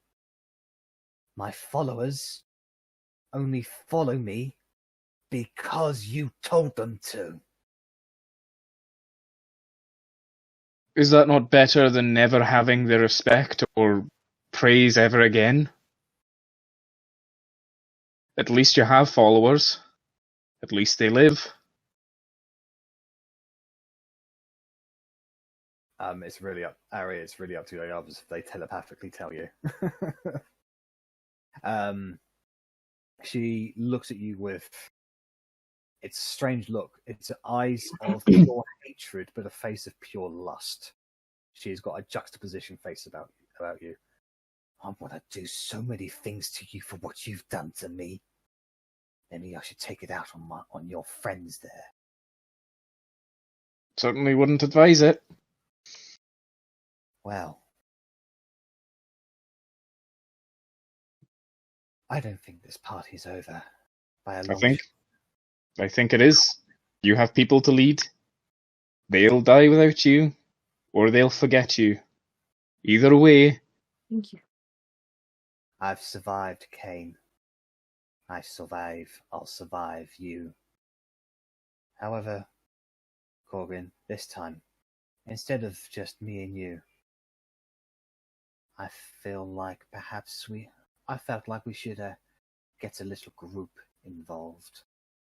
And there's some more movement from behind her as a humanoid man and woman step out from stalagmites. Am I behind them at the moment? I'm just trying to get Yes, there. you are. You're Okay. ahead of them a little bit. Yeah. They have got the man is not wearing a top at all. He's like bare chested. He appears human in nature, but he's got red hair, very muscular, and he has got a set of demonically red wings on. The woman beside him looks very similar to him, but is in very, shall we say, sexually aggressive clothes. She has got long shoulder-length red hair with fangs and red eyes, and she too also has demonic, bat-like red wings sticking out from her back. And at that same time, you hear dropping down from the ceiling behind you. You immediately look behind you and you can see 3 large spiders are there, and getting off the top of them are 2 priestesses of Lolth. shit. I hate the spiders.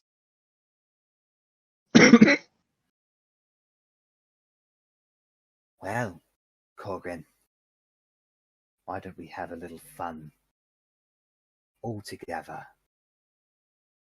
Can I get initiative from everybody, please? This No. bitch. Arri and Verity and Otti. Talion at least would have telepathically told you, we're surrounded, there are people here, it's Alara. Rennas did say that as soon as they came there, he'd let us all know. So Right. Yeah. I probably would have made my way there as soon as he was like, Laravelle's here. So, Because there's no reason she should be. because they are 4 minutes ahead of you, I'm going to say it's going to take them. It's going to if you're dashing as quickly as possible, you're going to get there in, I'd say, 5 rounds, Okay. because they weren't moving they were moving pretty slowly to make sure they weren't doing anything dangerous.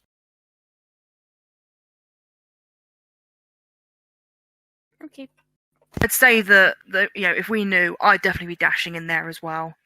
Yeah.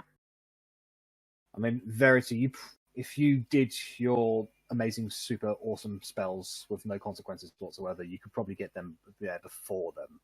Oh yeah, fly. You can fly a lot faster than they can run. Yeah, I would roll initiative, but I can't.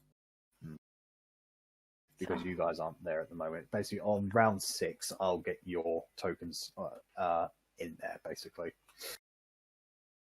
So, is everybody rolling? Korgrin, Bella, Rennas. When those 2 demonic things came out, could I have done a quick, what the fuck are you? Yeah, go ahead and make a general intelligence check, please. You've heard of these, Korgrin, and as a holy man, they are that much more offensive to you. Oh, The woman is a succubi. yeah, that The man is an incubi. is. Ugh, They both want my dick. I've got a girlfriend. Leave me alone. I'll have you know I'm asexual. All right, so top of the round. Wrong one. Gonna be the giant spiders. All right, So, Oh my god, this whole time I've been one cell down, so I've been this time like picking one. But quick question. yeah. Do we know how far in front of us they are? Technically, no, but it's just one long straight line. Can't hear you. Straight line. So, No, you don't. no, you don't know the exactly how far ahead of you they are. Anyway, so the three spiders are going to reel up, crouching their sort of bulbousy egg-like sacs around their necks, and they're going to spit out clamps of web towards Bellatrix, Korgrin, and Talion. Oh. So the first one is for Korgrin.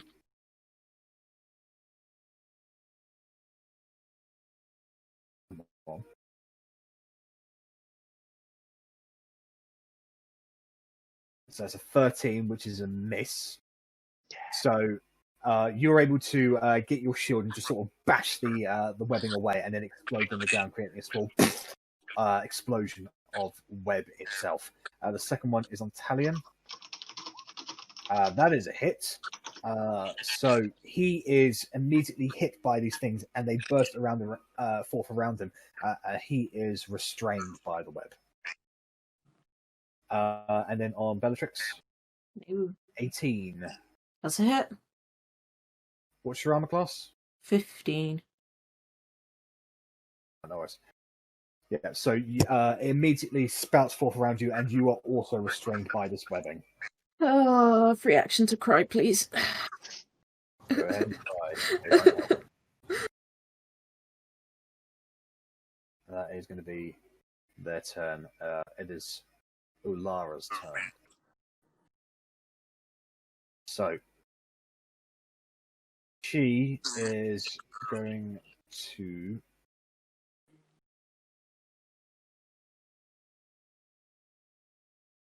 to cast Fairy Fire in between all of you. So can I get a dexterity saving throw from Korgrin? Jack? As you are... Yeah? As we're running, I wanted to... I cut out a bit, so I missed. But, I wanted to cast Dimension Door to get me and someone else there quicker, depending on whoever wants to come with me. Can I do that? It'd be Dimension Door forward and then 10 feet up, so I'm not landing on someone else's face. The issue is that the path isn't a straight line; it curves a little on some occasions, kind of like a snake. And sometimes you don't know, so you can certainly do it, but you don't know if you're going to. Let me just read the specifications of the dimension. If it fails, if I try to Dimension Door into a space that is occupied, it fails and we take force damage, which is why I wanted to do it forward. I want you to go ahead and up. make a luck roll, please. A luck roll. Yeah. Because you made it sound like they were just straight ahead. So it's basically one path that goes ahead, but it's not a straight What's the line. luck roll? Is it just a d20? Yeah, just to roll a d20, just to see if you get lucky or not. Could you telepathically send images? Just That's relatively lucky. Yeah, Rennas be like, let me see. I would say yes. Yes, with the Dimension Door, you can cast it and bring somebody along with you. Okay, well, because these two are obviously fitter than me, they're running ahead of me. I'm going to be like, who wants to get there with me first? Who is it? Come on, guys! And just stretch out my hand. Whoever grabs it first, we're Dimension Dooring. So, who would like to go first? Arrabella or Otti? Tick tock, tick tock, tick tock. Otti says yes as she comes and sits back down. Yeah, I say go. I'll see you there. And I keep running. Me and Otti blip, and I'm just so like, what I'll do is you're at. So I'll get you to include it on the at the top of the second round. Okay. Okay. Cool. And like I said, I'm doing it so we're 10 feet off the ground, so we're not appearing in someone else's space. Yeah, because that's the safest thing to do. So we will probably have to do it. I know where to put you. Don't worry. I'll basically put you at the bottom of the map. On top of the lava, ideally, but whatever. Dex save is obviously a fail, so I'm going to use the ring, please. Yep. So that makes it. So you activate the ring, and the magical energy around you disperses, and you do not light up like a Christmas tree. However, Talion and Bellatrix need to make dexterity saving throws at disadvantage because they It'd be a straight roll for me because I typically have advantage.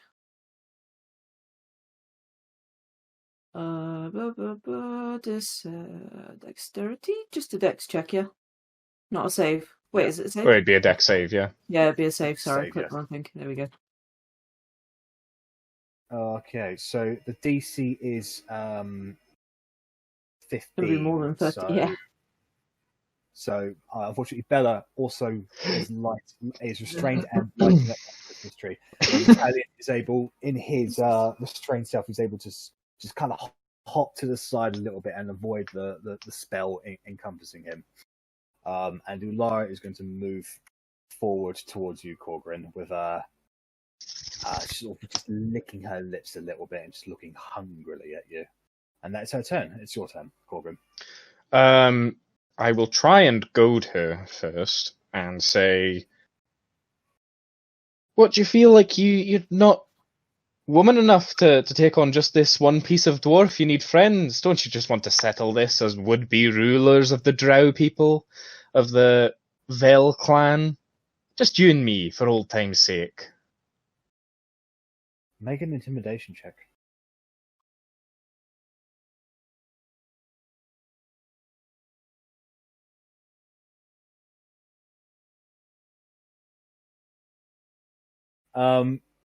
She looks at you. However, you get the feeling that she might be a little bit too involved in her current bloodlust to actually truly listen to the words that you're saying at the moment. Fair enough. Then I will action cast Spirit Guardians. Okay. So 15 foot around me. There are dwarven ancestors at my side, and one of them looks a little bit like Cain now. He lives on within you. And then I'd like to action surge. Okay. And I'm gonna smack the bitch. Sure, go ahead. Back of my hand is gonna be a lot gentler than my hammer. That is a hit. Roll damage. And that is with Divine Strike. So that's 2d8 plus 5. Right ahead. That is 19 points of damage. And then bonus action. She's getting it again. Righto. That is also a hit.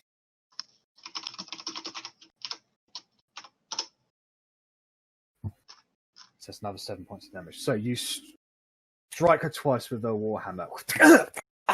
And as she steps backwards, she sort of pulls out her own weapon, which is effectively a large double-bladed scimitar that she spins in her hands, ready to come back at you. Righto. Bellatrix, you are restrained at the moment. Okay. So you can use your action to break out, or you could do something else. I would like to bonus action rage. Yep. Then action try to break out. Sure. So it'll just be a strength check. Yep. That is now at advantage. So, joop. Oh, I didn't click. Whatever. 23, bitches. So you and just flexing your muscles, you break the web apart. You are no longer restrained. Cool. That's all I can do. Actually, I can move. I'll stay It there. is Talian's turn. Talion. Hi, my name's Talion. Restrained. And no, he's going to try and break it. That's what he's going to do. He doesn't want people having advantage against him. So it's just a strength check from him. He does it. He's able to go, and he breaks it apart. And with that, he is going to get over more to here a little bit, so he has some cover up behind those two behind him. All right, Rennas, you are hidden at the moment. Yeah, Rennas is upset that Arrabella moved forward. So he's just going to move around to here and stab that fine gentleman in the back. Or possibly lady, I don't know which one that was. Yeah, go ahead and make an attack roll.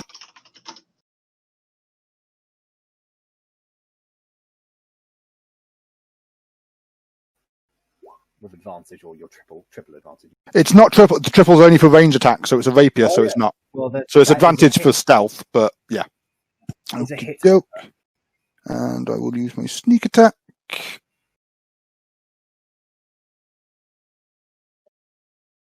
So 35. 35. So you reach up behind her, basically you just grab her on the shoulder and shove the rapier through her through the back, piercing out her chest. You withdraw it, and you can see there's a few flames flickering from her body, and just generally how she reacted to it. You get the sense that she wasn't hurt as much as she could have been from the damage. She God maybe resisted to damn it!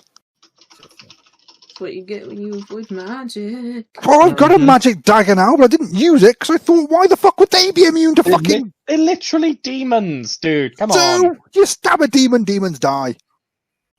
Fine. Anything else you want to do?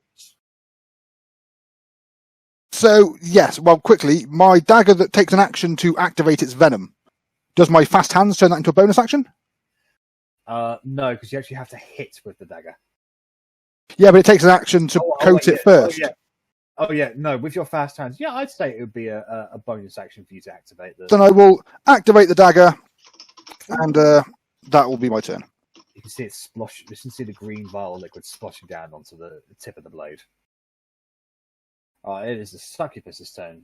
She is immediately going to turn around towards you, and she's just going to sort of wipe her lips away. And she goes, "Oh, you certainly know how to handle something. I like that." She could have gone with, like, "You've pierced my heart" charm. Is this against being charmed, Jack? It is charmed, so you have I can't be charmed. You can be charmed. You have advantage on the roll. I didn't think I could be. I apologise. You cannot magically be put to sleep, but you can. That's the one. Sorry, yeah, my fault. So, charisma save? Is a wisdom saving. A wisdom save. Oh, God, that's my worst one. Yeah, but advantage means nothing when you roll a 12 both times. You look at this woman, and she is pretty, and you want to do anything she asks. You are charmed by her. Sounds about right. Yeah. Yeah. Good old Rennas. I generally fucked up and forgot that I couldn't be charmed. I generally thought I couldn't be, so I wasn't worried about it at all. So, sorry, guys. It is the I thought- incubus turn. The I thought you couldn't be incubus is going to look at Tally and go, "Oh, I like a mysterious man. Come over here, big boy." He's going to attempt to charm Talion. Yeah, you have advantage on saving throws against being charmed, and magic can't put you to sleep. I got it the wrong way round.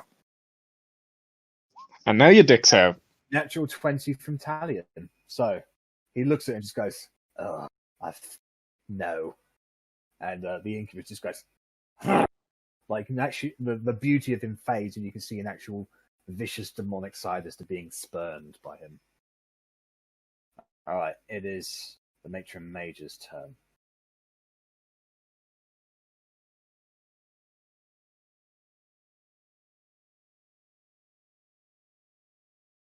So they are going to cast mage armor on themselves.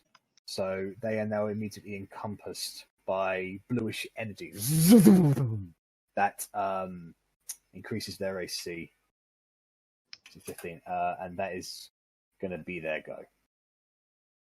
So, top of the round, Verity and Otti appear. Bitches!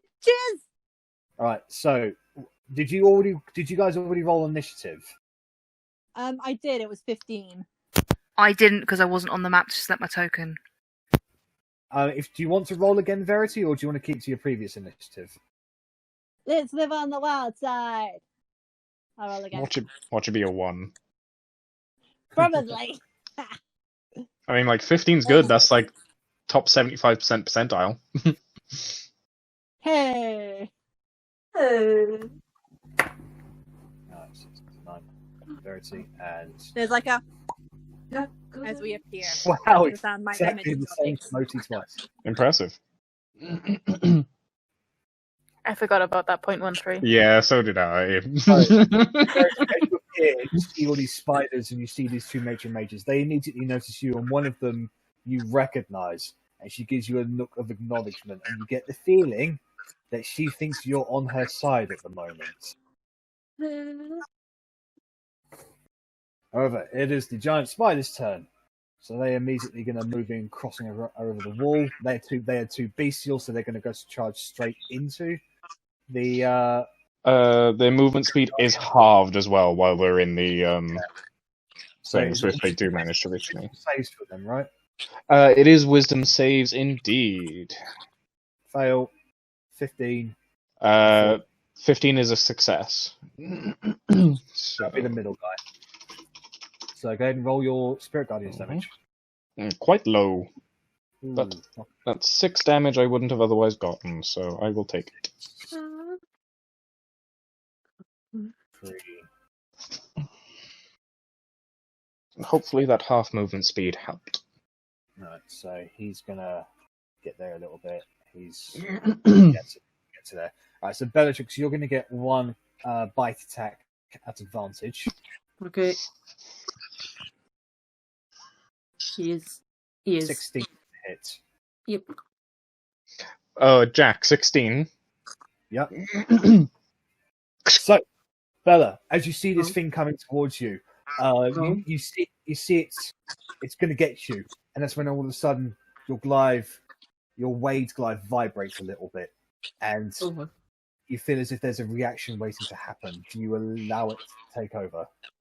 Sure. It immediately extends and creates a guard around it. Your AC goes up by 2, and you have discovered the first trait of Wade's glaive. If I can actually find the fucking thing for it. Wade's lethal glaive. Edit.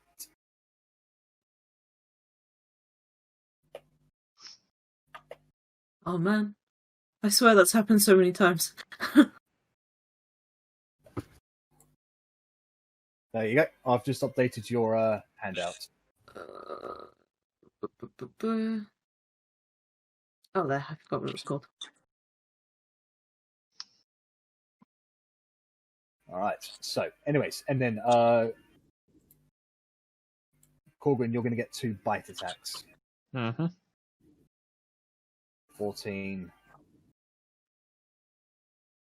and 9, so 2 misses on you.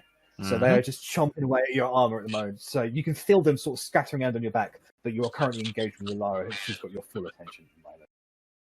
Alright, so here's Alara's turn. She immediately needs to make a wisdom saving throw.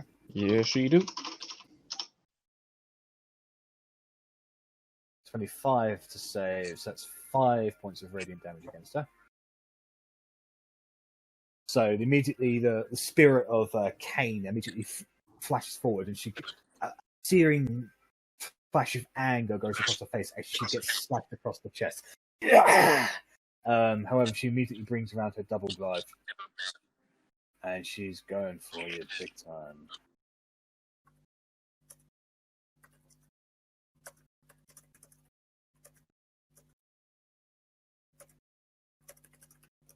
No, 23. Yes, hits. So you take 8 points of slashing plus 23 points of poison damage. Is there any save against the poison? No, the poison just is part Then of the blade it's- itself. So Then it's halved, and is her weapon magical? it is magical in the sense that it has been enhanced to be or enchanted to be poisoned. Okay, so it's 11 points of poison, but it's 8 points of slashing. Yeah. So that takes me down to 21, and then the 11 takes me down to 17. Okie doke. And that is going to be her turn. No, she's then actually going to. No, she's going to hold it. She's. Can you make a Constitution saving throw? Actually, Oh, yes. what she does next is depending on whether or not you keep it up. You do keep it up.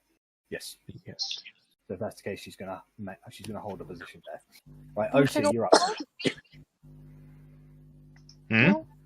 Chicka wow wow. Talking For about you what? keeping it up and her holding her position. Oh, I think it's only just clicked. Nice. I'm going to take a step over here and you're like, what are you doing here? They don't speak your language, so... Bella, Don't is try it... it, Otti. It's pointless trying to talk to them. I played charades for like hours. It got nowhere. Just kill Bella, are them. they being assholes? Yeah, she's crying still. Ah! I hate Oh, yeah. spiders. Yeah, HUD. A rage and a HUD. So you immediately go up behind them, and they give you a double glance. At first, they think you're on their side, and then they see the axe flying towards them, and they immediately get hit with shock. That is a hit as you sink the axe into her body.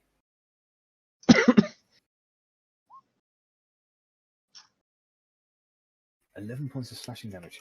She screams out in pain. Ah! As she steps away, she's bleeding profusely from her chest where you got her. That hurt her a fair amount. You get the feeling these two aren't the hardiest of priestesses. I'll go do it again then. 13 is a miss, unfortunately. Wouldn't she need to concentration for mage armor? Mage armor is not a concentration spell, isn't it? Isn't it? I thought it was. No. I think it's an Okay, it lasts for 8 hours. Oh shit, fair enough. Yeah, can't an concentrate hour. for 8 hours. So You this can't one remember. connects with them. However, the axe is blasted back by the energy that's around. I did say I was raging at the beginning of it, so I'll put a little thing on there that I'm raging. Okay. So, Korgrin, it's your turn. How? She's not blooded, is she? Lara's not blooded. She's been hurt. She's been hurt. Okay. Do I want to do any kind of spells?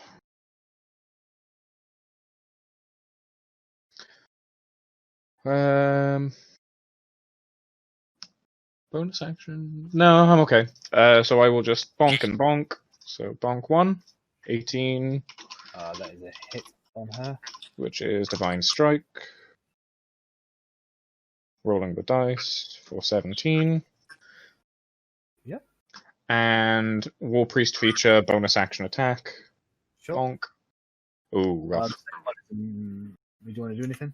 No, I will not plus 10 that. So the second one is a miss. So you strike right. You bring the warhammer down, and she brings up her double-sided scimitar and just deflects it away. You see sparks happening as the weapons collide. And that's me. Bellatrix, it's your turn. Okay. I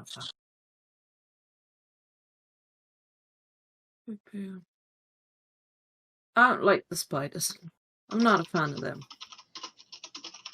So I'm gonna swing at the spider with the glaive. Okay. Let me grab my actual character sheet. That would be useful. That's hit. Oh, yeah, I'm raging. Cool. 18 points of piercing damage against them. I'm gonna go again. That's a hit. Nice. Boop. Right. So you bring Wade's glaive up, and in two fell swoops, you cut the legs off both sides of the arachnids, all of them, and it needs to just collapse down onto the ground and just grab. It's been killed. Oh my god! Thank goodness. Disgusting. Okay, that's me then. Alright, it is Talian's turn. Talion is immediately going to take 2 shots on the succubi that try to charm him.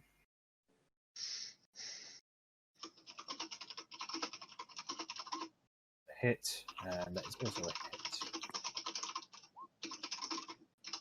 That is 13 points of piercing damage against magical piercing damage against him. So that hurts him. So 2 arrows sink into that guy's body. However, he's still standing. It is the succubi's turn. The succubi is going up to you, Rennas.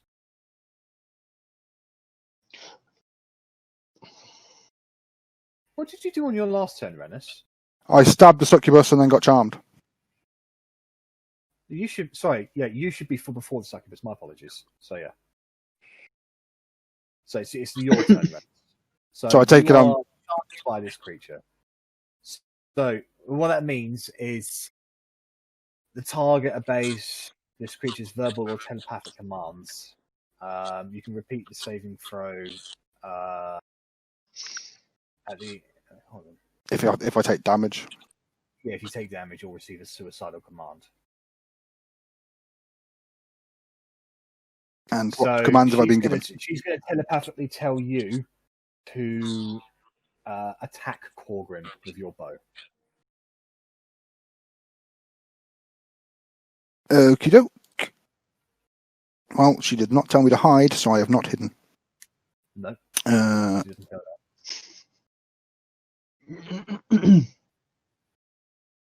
The one time I need to roll shit and manage it every other fucking time. Roll your damage. Sneak attack. So, yeah, I was going to say, does Alara and that count as a fucking thing now? Okay. At this particular occasion, they do. Does that apply to ranged? I thought that was only melee. Fair enough. No, it's like the melee thing is advantage if Bella's there. Luckily, I rolled quite shit. So quite shit is still 27 points of damage. Korgrin, you get hit square in the shoulder by an arrow fired by Rennas, who's just looking kind of vacant at the moment. His weapon's non-magical, so that's reduced by 3, so that's 27 down to 24. So that is 46. Okie doke. And nope, that's gone.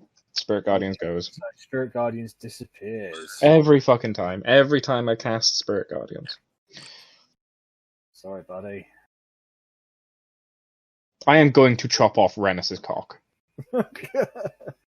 Alright, it is. Not my fault. Succubi looks at you, Rennas, and she says, "Good job, my willing slave. Allow me to give you a kiss." She leads in and does give you a good kiss on the lips. Well, at least Rennas is getting some action while his party members die. Can you make a Constitution saving throw, please? Oh, God. That's a fail.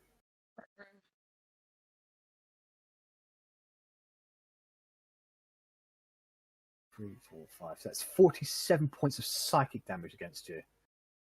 But I get to retake my save? You get to redo your saving throw. Oh, jolly good. Okay.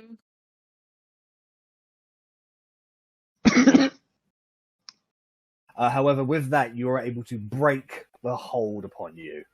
Okie doke. That's something. You're no longer charmed. You shake your head, you come back to your senses, and you push away from this fiend that has literally sucked the life out of you. So your hit point maximum has been reduced by... Hit point maximum has been reduced? If I'm reading this right. Yeah, your hit point reduced by 47. So you will need to finish a long rest before you can get those hit points back. Okay. Alright, but that is the succubus's turn. Verity, it is your turn. Same. I don't know what to do. So, weird devil lady's making out with Rennas. Bella's crying at some spiders. Yep. Korgrin's fighting with his ex. Yep. So Not much even an axe. Fling. Arri, you've got 4 rounds left before you are involved. The charades priestesses are back. I don't know what to do. I've literally done nothing but think about what to do, and I still haven't decided. It's 3 in the rest of this one, isn't it? Yeah, this is where the 4th round would have kicked in, I would have thought. Yeah. Is it physical attacks that's happening against Korgrin? Yes. Yeah. He's taking physical attacks. Okay, because I have Big B's hand, or arcane hand, and I make it appear in an unoccupied space, but then I can do a thing called interposing hand, where I can move it between myself and an enemy to give half cover. But it says that it doesn't take up a space, so I just need to. So would I be able to put it between Korgrin and Ulara? What spell is it? Arcane hand on. Oh, that's Big B's hand, isn't it? Yeah, Big B hand, but on Roll20 it's called Arcane Hand. Yeah. Let me It's have a quick lot look. of writing, but it's the interposing hand I'm thinking of using. Big beat hand. Forcing hands. It's the last one on the... Interposing hands. And stands between you and Like, to give Korgrin, like, half cover, and so she can't get closer to him if he chooses to move away. Because I doubt she has a strength of, what is it, 26? Hand moves to stay between you and the target. Unfortunately, it seems that the way the interposing hand works is that it gives you cover and not somebody else. Okay.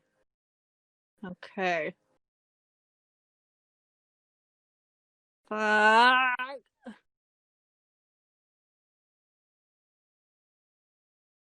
I'm gonna cast it and just use it for interposing hand on myself for now, then, I guess.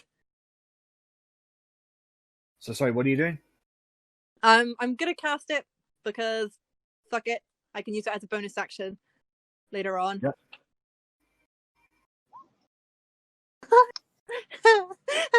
Roll a d100, please. Yeah! Always the worst times, eh? I don't know if higher is Bring back Steve! worse or better. There is no better or worse. It's all very random. Fair enough.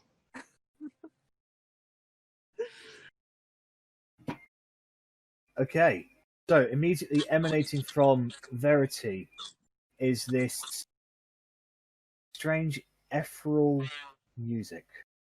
Oh fuck! What's Uh-oh. happening? Where's my list? What have you done? What have I done? What have you What done? have I done? Surrounded by a faint ethereal music for the next minute. Uh-oh. So I hope you Got like your new battle music. Hey guys, just sitting down. I'm like Alright. looking behind me, like, why is she singing? What's going on? I'm not even singing. It's just like surround sound It's at just this coming point. from you. And then Right, with so the you cast Big B's hand on yourself. So what were you doing with the hand? no, I'm casting it. So like a giant big spectral hand appears, Yep. and I'm gonna do the grasping hand on Ulara. On Ulara. So they need to make a... I have to make a with a an grapple. opposed- Yeah, she's going to go with an opposed athletics. Hold on. Grasping hand attempts to grapple a huge or smaller creature within 5 feet. Use the hand score to resolve the grapple to. So you have an advantage on the athletics check with the hands. Okay, and it's +8. Yeah.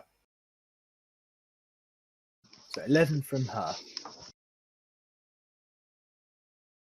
So the hand immediately springs forth into existence and just clenches down onto and she is grappled by this thing. So now she's grappled. Korgrin should get advantage, right? On melee. No, she's not restrained. She's just grappled, which means her speed is 0. Well, sorry. She makes attacks with disadvantage, or is that restrained as no, well? grappling is just purely her speed is 0. Fair enough. All right. Well, you can crush her as a bonus action. Yeah, that's what I'm thinking. Like, 'cause then I can do other things and just Well, her you've and still then got attack. your bonus action for this turn, so... Yeah. Oh, and then I'm gonna crush her then. And as a bonus action, target makes take. Yeah, so you literally just roll damage because she's grappled. So Oh, just it's roll 2d6. What is it? 2d6 plus your spell casting ability modifier. It'll be on this occasion. It'll be your charisma. Oh, that's good. My spell. That's 4. Okay. Hey, Korgrin, do you need a hand? I've got to hand it to you. You've got time in.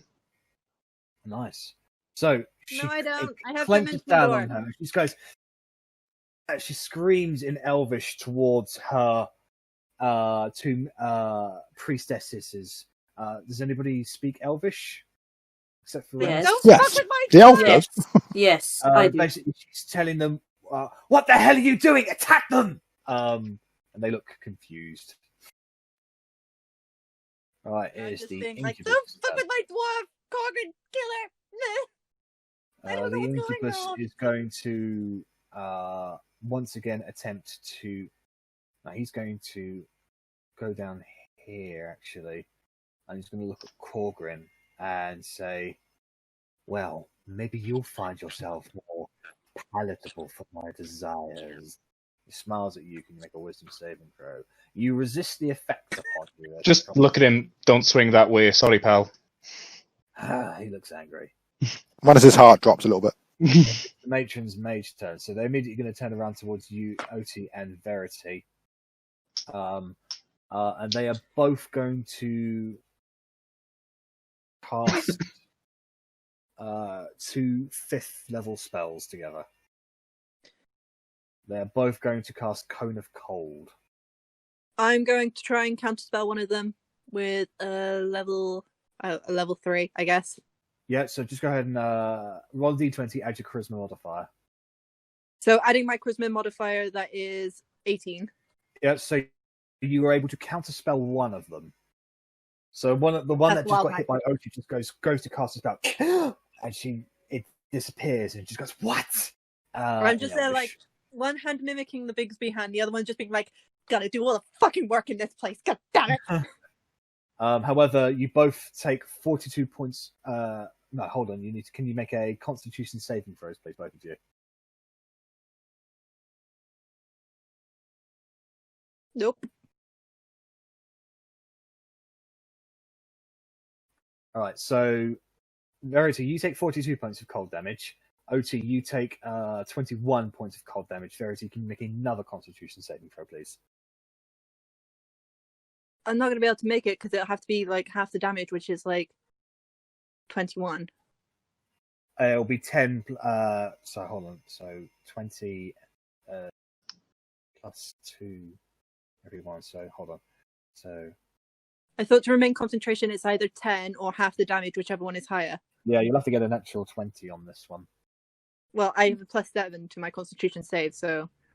Well, then Roll yeah, like a you could make 14 it. then. You could roll a 14 or higher. Yeah, 14 Yeah. or higher. So you could I make might it. do Twist of Fate on this. Okay. Give So advantage. you want to give yourself advantage, is that right? Yeah. Fuck it. God damn. Alright, so unfortunately, Big B's hand disappears. Shield of Faith. This one is going to move a little bit more over there. This one's going to try and move away from you, Otti. You get your reaction attack of opportunity. Yeah, take it from hard. Bow chicka bow wow. That's a hit. So another 13 points of slashing damage.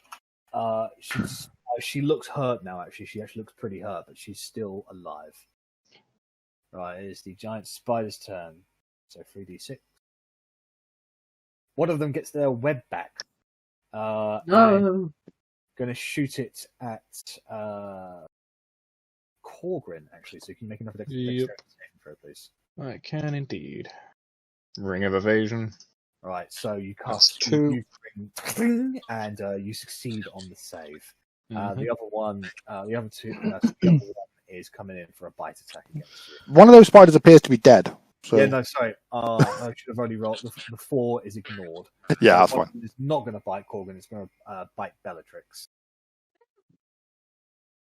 Actually, hold on. I should have been doing Constitution saving throws for Lara. Because if it's for a spell, yeah, I've hit her a couple times. So the light around you, Bellatrix, has faded, so you are no longer fairy-fired. Okay. The giant spider is still going to try and bite you, though. 14 is a miss, I believe. Yeah. All right. Okay, it is Ulara's turn. Ulara is going to cast a 5th level spell. And she's going to cast Mass Cure Wound.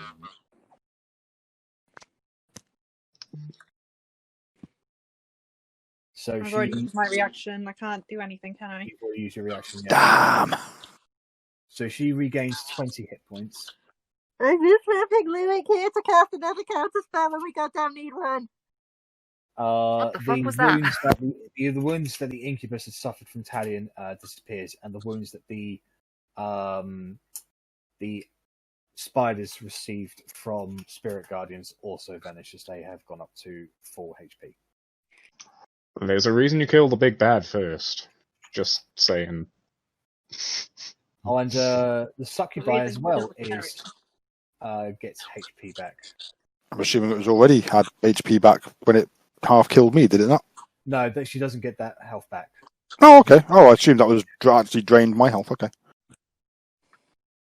She takes her over there, so she's back up to 4 HP. So, okay. So that is Ulara's turn. I believe that's all she can do. Yeah.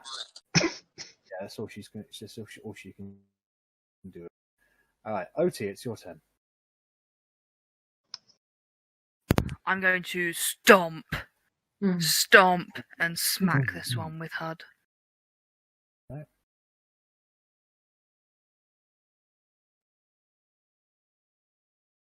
That is a hit. I'm just assuming that's a hit. Yep. Yeah, and then I'm gonna hit her again. 60 feet.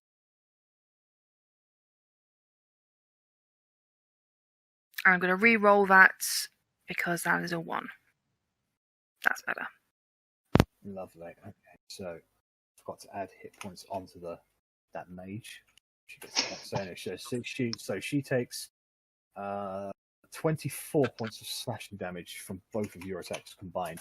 So the wounds that you were giving her had very quickly healed up, but you have given them back to her in equal fold, and she does look a little worse than what she was before she got healed.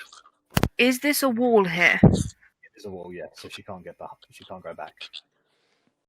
Can I menacingly shove her against the wall as a bonus action with Shield Master? Yes, you can. So she needs to make an opposed athletics check against you. I'll give you a hint. She's not very good at those. That's fine. I have advantage on it anyway because it's strength based. So 8 from athletics. So she is. I'll say she's been knocked prone as you shove her back into the wall. All right, that's your turn, Korgrin. You are. Bonus action, Shield of Faith. So you start glowing golden as the divine energy of Morin and Korgrin protects you. Mm-hmm. And your boy gonna bonk. So bonk. That is a miss. All I can do. Bonus action and action. Swing. And she brings her double scimitar around and just parries it away. Mm-hmm. All right, Bellatrix, it's your turn. Okay. Fucking next disgusting spider. I'm taking them all out because I fucking hate them. They're the worst. Wait. Why don't I put it on my goddamn character sheet? Hold it. There. Not plus ultra longsword, not again. That's a hit. Just why is it still there? I don't want to take it out now. Fair. So that's 10 damage against the spider. You slash it, and a bit of spidery blood comes coursing out of it, but it's still standing. And again. Oh! Oh, nice. Natural 20. So yeah, go and roll damage. But. Oh. So you rolled That's a 9. 9. 18. Yeah, so you split the spider down the middle with one fell swoop. And just guts just pour out everywhere. Okay. And the other one's way too far away. I'm gonna step up. Yeah, fuck it. Yeah, I'll go there. It is Talion's turn. Talion is gonna gooch on over here, and he's gonna take 2 shots at the succubi who's harassing Rennas at the moment. Miss and a natural. Hey.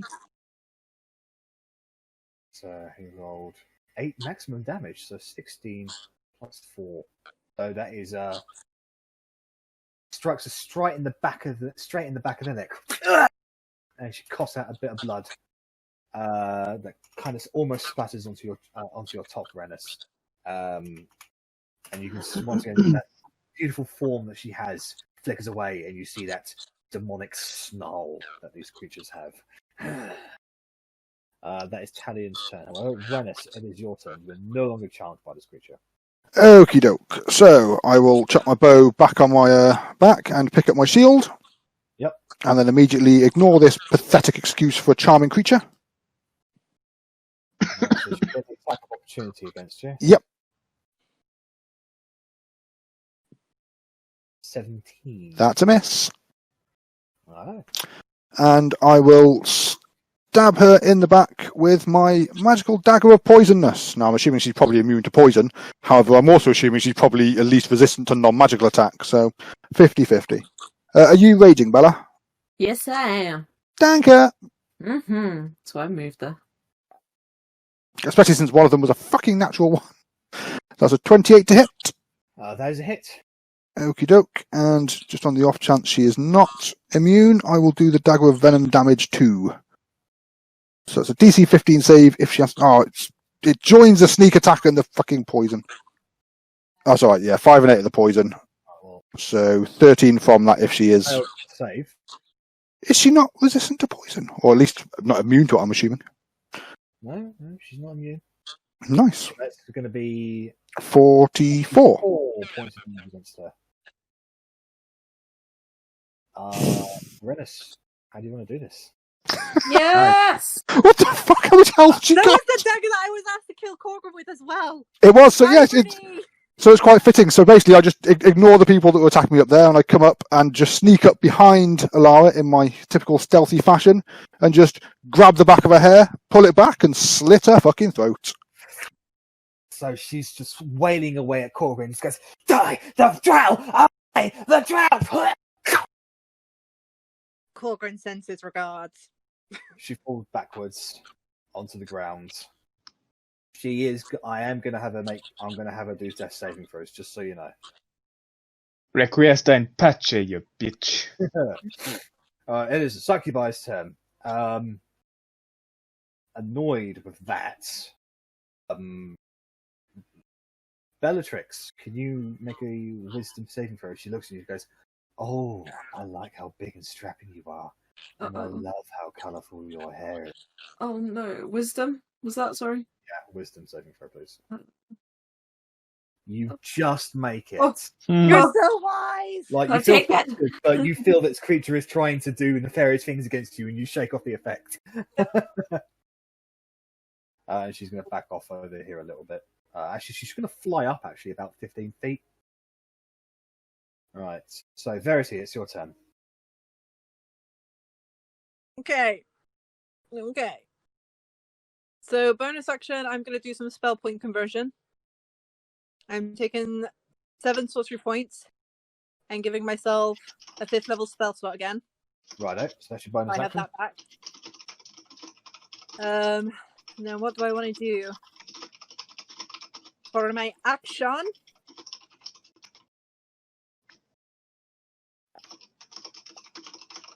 I guess I'll just firebolt the priestess that OT's dealing with. Oh wait, she's prone, isn't she? She is. So that would be disadvantage. If he has it, Korgrin, then yes. If he is equipped with it, then yes. Who has the ring? The spell storing ring. Yeah, the spell storing ring. Me. Okay, so anyways, so you cast Firebolt or Fireball, did you say? Firebolt. I'm not doing anything area of damage because I know this is a delicate place. Clever. Okay, go ahead and make an attack roll. Who are you attacking? This one here? But she's prone, isn't she? So She it is would be a prone, so it'll be disadvantage. that one there then. Yeah. I'm pretty much towered over the other one, like smacking her against the wall repeatedly, so you might not be able to see her. Basically. Just kicking her ribs in. Fucking die. That is a hit on her. She's going to cast Shield, though. So that brings her AC up to 20. So unfortunately, the firebolt is absorbed by the shield and dissipates.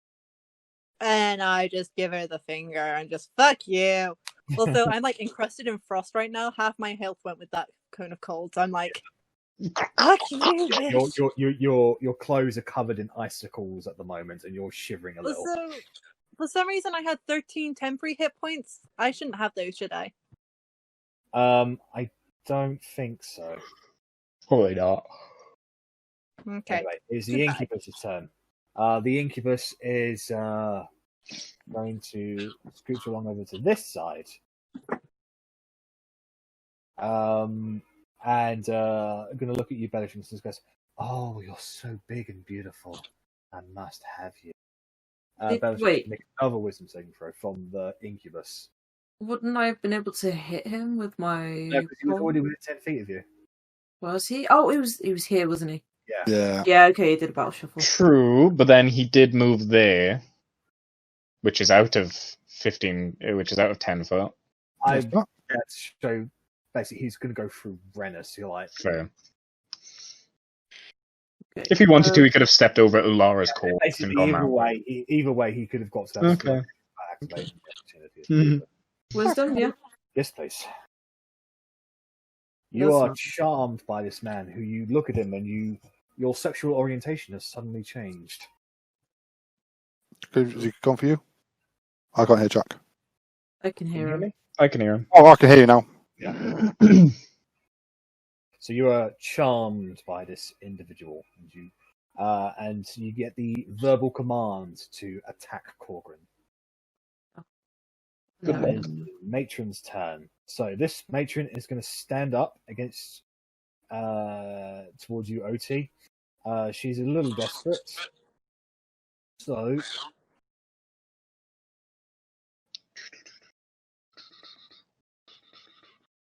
she is going to cast as a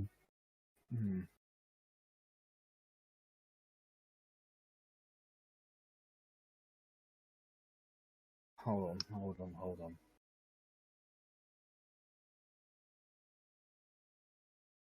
Just need to check something.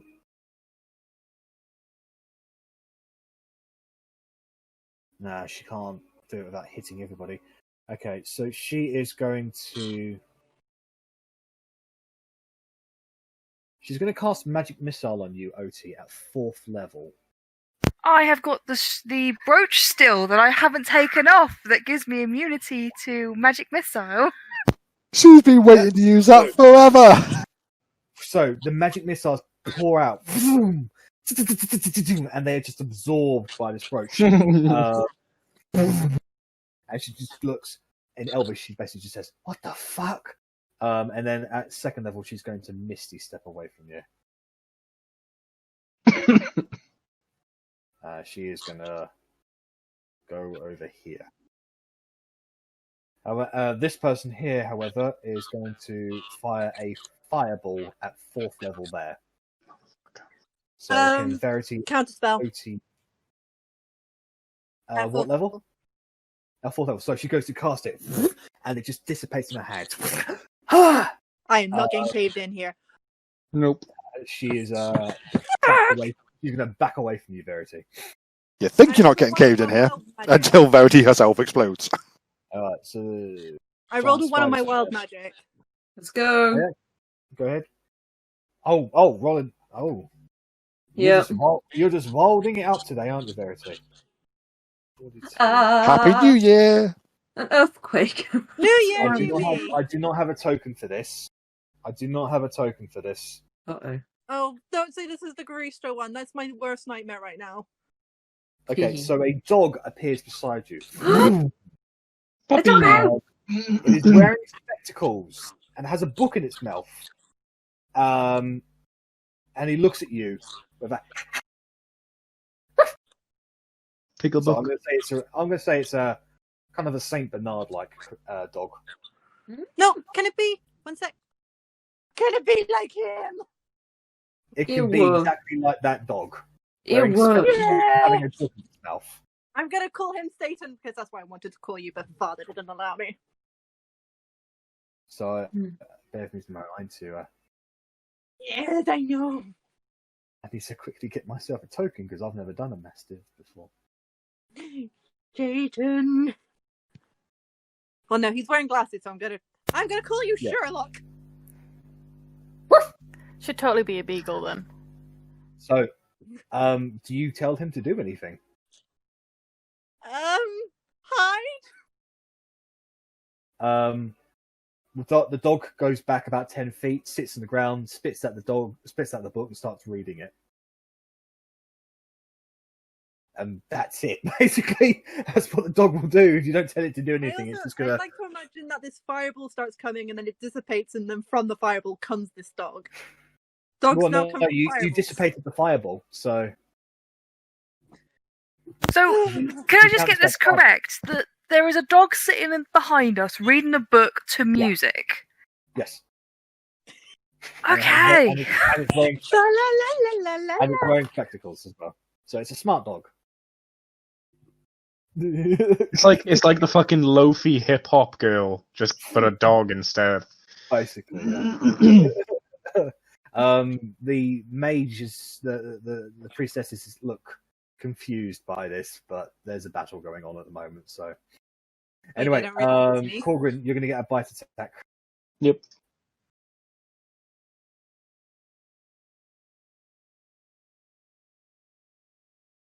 Nope. 22. So, and it would have gotten through your arm class, however, Elijah protects you. Right, Elijah's going to make a death saving throw. Fail, bitch. One success. Otti, it's your turn. Well, I'm going to go... Yeah, so when this round ends, Arri, you will appear. Oh, poor Harry. I'm going to go over here, and I'm going to move around, and I'm going to smack this absolute whorebag with HUD, because, annoyed. Yeah, go ahead. Also coming into the fight, you do have the dog. Who's reading a book I'm going to with mental re-roll Verity that. music? That is a hit. That's better. Well, something else. So you get her across the chest. And she continues to try and back away from you. I'm going to do it again. That's still going to be a hit. Fuck you. I'm going to re-roll that again. Fucking orcs. So yeah, sorry. She is bleeding quite profusely. She's definitely hurt. I'm going to action surge and do 2 more because I hate her. Hey, you get it back on a short rest. Hit. And second attack. And another hit. Roll damage. Ugh. Shit. I have to keep that one. Right, so in a barrage of attacks. Verity, you just turn around and just see body parts flying behind Otti as you literally just chop this woman away into nothing. Don't look, Sherlock. You're too pure for this. What are you reading? You get the feeling, Verity, he understands you perfectly. He just can't talk. Okay. I'm just going to move, stamp on her a few times, and then move in here. All right. Korgrin, it's your turn. Am I able to occupy the same space as Ulara? Yes, because she's technically not in combat, therefore cannot oppose you at the moment. Okie doke. I will guiding bolt the matron. Okay. Da da da da da da. What level? Just first. She's going to counterspell that. She's pretty desperate at the moment. Fair. That's one so counterspell. You go past it, and she just goes, and it just dissipates from your hands. And I will step forward, and I will War Priest feature bonk the incubi. Okay. Make an Which attack roll. is my last War Priest feature for today. Does that a hit? Or I won't be amending that roll if that's what you want. That is a hit, yes. Well, that's fair enough. This is with Divine Strike because I haven't made another attack yet this round. No. Ooh. It isn't radiant or anything like that. It does only count as bludgeoning. So unless he's vulnerable to bludgeoning, it is magical. Yeah, it is magical. Right. So no, he's not immune to or vulnerable to that. So it's 12 points of damage against him as you smack him across the face and create a nice little bruise on his otherwise perfect features. Not so perfect now, boo. All right, Bellatrix, it's your turn. This disgusting dwarf just attacked the love of your life. Okay. I belch at you in the most dwarvish fashion. Looks like we're back on the menu, boys. Here we go. Hit. So 17 points of piercing damage against Korgrin. Save. Magical. Nice. I guess I'm gonna hit again. Yep. Where's the glaive? Nice. Hey! 14 is a miss. So the first one strikes down, gets Korgrin, and the second one just bounces off of his god-given shield. Cling! Is it magical? Wade? It is magical. Wage Glaive is a magical weapon, yeah. Yeah. Okay. So that is 39. Alright. So that's 29. However, that is going to. Can you? That is the end of your turn, actually, because you haven't taken any damage. Talion is going to continue his shots up against the succubi, who's 15 feet above the ground. Hits and hits.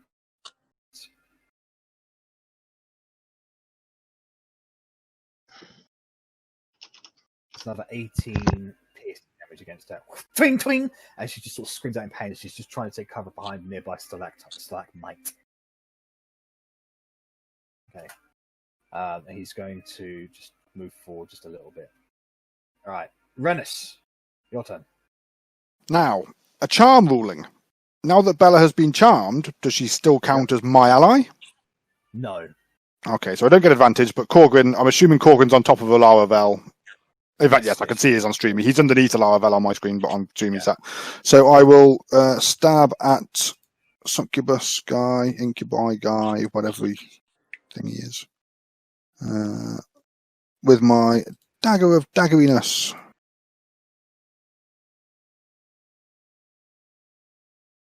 That is a hit on him.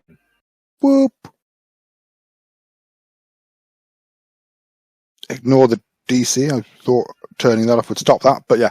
So it's just the 32.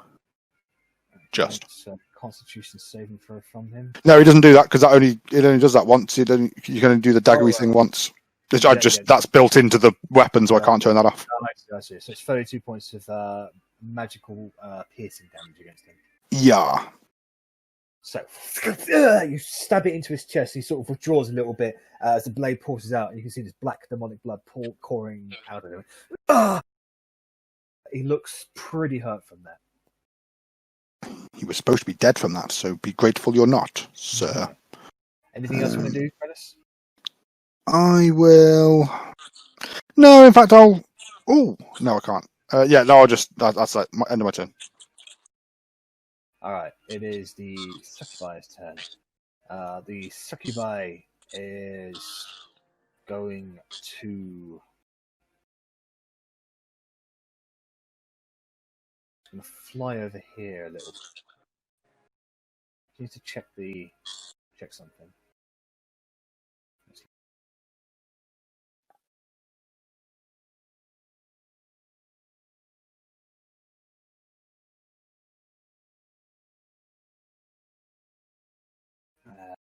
So from there, she's going to fly down a little bit, and she's going to look at you, Otti, and she says, I very much enjoy how violent you are. Come to me. Show me your true passion. Make a wisdom saving throw, Otti. I have got a new feature to re-roll this if I fail. Please don't fail. That's a fail. I'm going to use Indomitable to re-roll it. I'll be right back. Righto. I have to You're take gonna- this roll though. Did I shot Verity, did you say? Oh, thank God. Verity was saying she had to be back. I don't know. Something Yeah, I wrong think with she her. just ran off somewhere. You make the save with force of will, Otti. You will not betray Bellatrix this day. And she looks livid that you did that. So Verity's going. Is Verity walking away? I'm back. Today? Sorry. Oh, your turn. Okay. Fuck.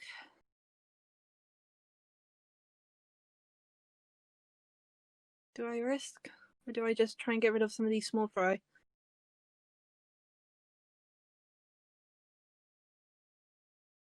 So at this point, Arrabella, you can hear the screams of battle coming from further down the end. You're literally just around the bend, and you're nearly there. You can see flashes of fire and ice just around the corner. You're nearly there. Just, please don't be dead. Please don't be dead. Please don't be dead. Please don't be dead. Fuck. Okay, so which one's closer to succubi? They're probably charismatic, aren't they? They are. They do appear to be charismatic creatures. Yes. I mean, did you hear that pickup line for me? It was absolutely perfect. Ironically, I didn't.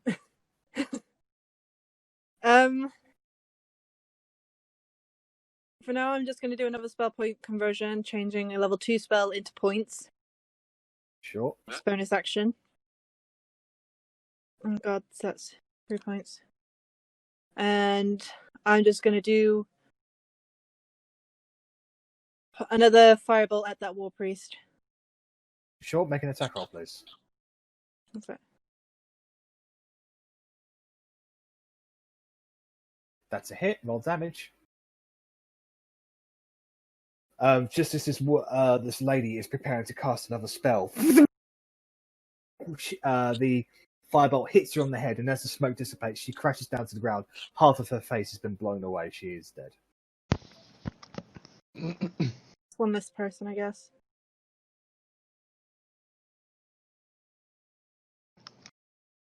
All right. Anything else you want to do, Verity? You okay, Sherlock Slayton?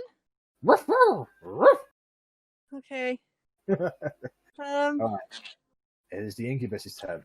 The incubus is looking at you, Bellatrix, and goes, "I must have you. Come here." And he leans in and gives you a good old kiss on the cheek, or on the lips even. Can you make a Constitution saving throw, please?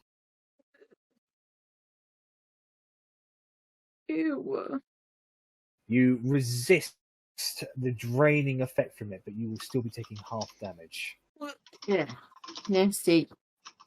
5, so 21. So you take 10 points of psychic damage. And you may repeat your wisdom saving throw. Can I just point out that for my 5d10, you rolled 40 fucking 2, and for hers, you rolled 16. Hee. You No, are still okay. You like this, Bellatrix. You want to be kissed again. Did I Right, just ma- see Bella kiss another guy? You A did, guy. yeah. A guy? And Bellatrix appeared to enjoy it. Oti's rage enhances. Anyway, it is the giant spider's turn, so I'm just going to roll a quick d6. Doesn't Arrabella join? Yes, at the I'm top of here. the Arri, you have arrived on the battlefield. You're a bit out of I'm breath. here. Make a Looks like no one's dead. There's a dog. Why the fuck's there a dog? I don't want to know why there's a dog. No one's dead. It's fine. Don't mind Sherlock, he's fine! You just walk in when I'm making out with a dude. Not gonna Copious ask. tongue. Go ahead and roll initiative, Arri. Not great. So, who you have the higher dex between you and Verity? I don't believe you? I do. I've got a +3. No. Hey! Hey. Siblings! All right, so top of the Siblings, round. we are So it siblings! does not get it back. So this giant spider is going to try and bite Korgrin.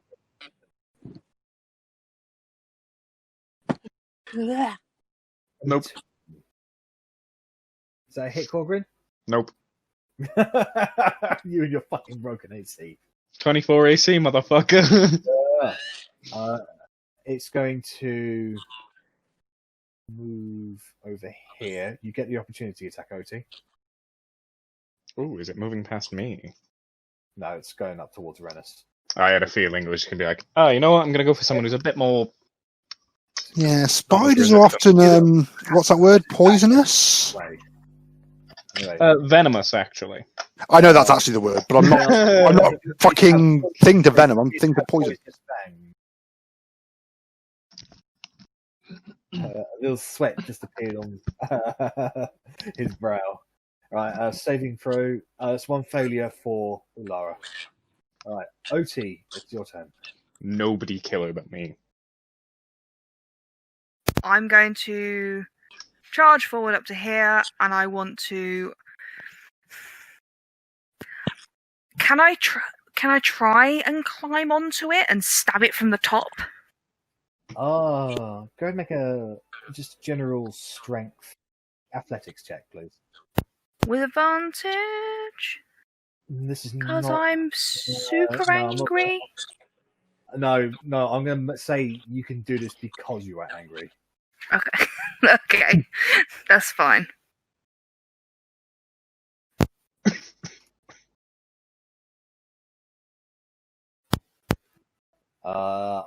You can grab onto end of one of its legs, but not on top of it, unfortunately. Okay, would you say that's an action or a bonus action? That would be your bonus action. Okay, I was still... Yeah, I'll just try and chop at its leg. Just try and hit it as much as possible. Hit. And I'm going to do it again.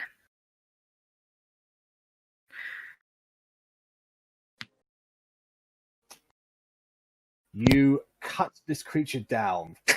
You just launching the axe into its back, until eventually it just twitches, collapses down onto its back, and its legs shrivel up.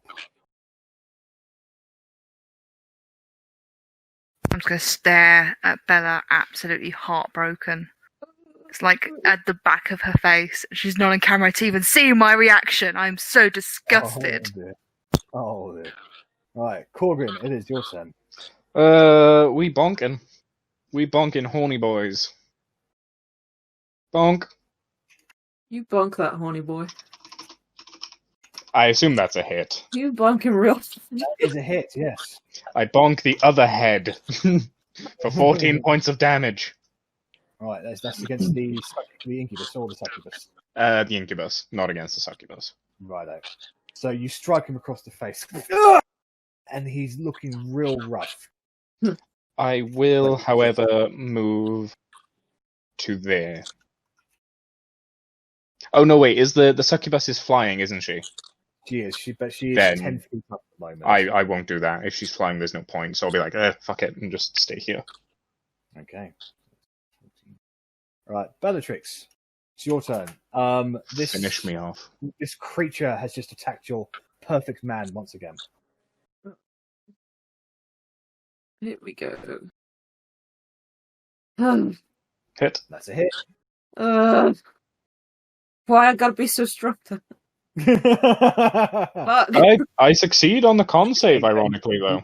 Yeah, you maintain your shield of faith. I guess we go again. So that was 11. Miss. Hey. 11. Wait, Okay. have I taken any damage? Not from me. No, No?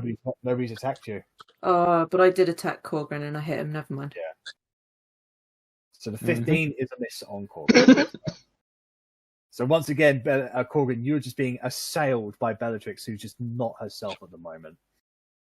I will punch her so hard in the tit. Talion, he knows what charming effects are. He is going to take a shot at you, Bellatrix, and just try to aim for your leg. Okay. I'm trying to go for the... If you get rid of the incubus, the charm On the goes. string, completely unreluctant to do this. And the shot just goes wide. He tries again. Yes. Shoot me. That is Yes. a Shoot me real good. Bam, bam, Bellatrix, you bam. take 9 points of damage, reduced to five. Yeah, no, 4. Yeah, 4 points of piercing damage, and you may repeat your wisdom saving throw. There we go. Wisdom, saving throw, go. You are still charmed by this creature. Rennas, it's your turn. Rennas is going to repeat it again and take a stab at the guy. Can't actually taste my Pepsi, by the way. It's just like drinking. Nope. 50 Well, that was a fun turn. You swing at him, Plus however, 10. he's ready for it. And he basically just flutters away a little bit, and your swing goes a little bit wide. Never mind. Never I mind. mean, I did. Korgrin did try and shout, but okay. Sorry. My apologies. I'll be slower next time. It's alright. I haven't done it for a while. People have been rolling well. Well, I normally get advantage, but stupid Bella being charmed. Imagine getting charmed by these Muppets. Stupid sexy Bella getting charmed. Succubus Feels like I'm wearing nothing at all. Nothing at all. 20, 25, 30, drifting downwards, and she's seeing you, Verity, and she says, young and powerful, I want you so much. You She's make a wisdom 16, saving bro. throw, please. Wisdom save. Yes. Ooh, that's not a good one. You're nasty. You're flattered, I'm but underage. you resist I'm the 60 malicious against effect of 60. her trying to charm you. Pardon? You resist the malicious effect of her trying to charm you. Bitch, I am underage, and I have a dog to look after now. However, that is her turn. Arrabella, you just seen this winged fiend-like creature fly up and just make a very sexual suggestion towards your sister, your underage sister. Oh, you've asked for it now. Fingers crossed. Fingers crossed. Get it? That is a hit. Hunter's Mark. Bonus action. Very good. So this one is 3d8 plus loads of stuff. Yep. And because she's flying, she's now on the floor. No, she needs to make the saving throw, doesn't she? Oh, yes, she does.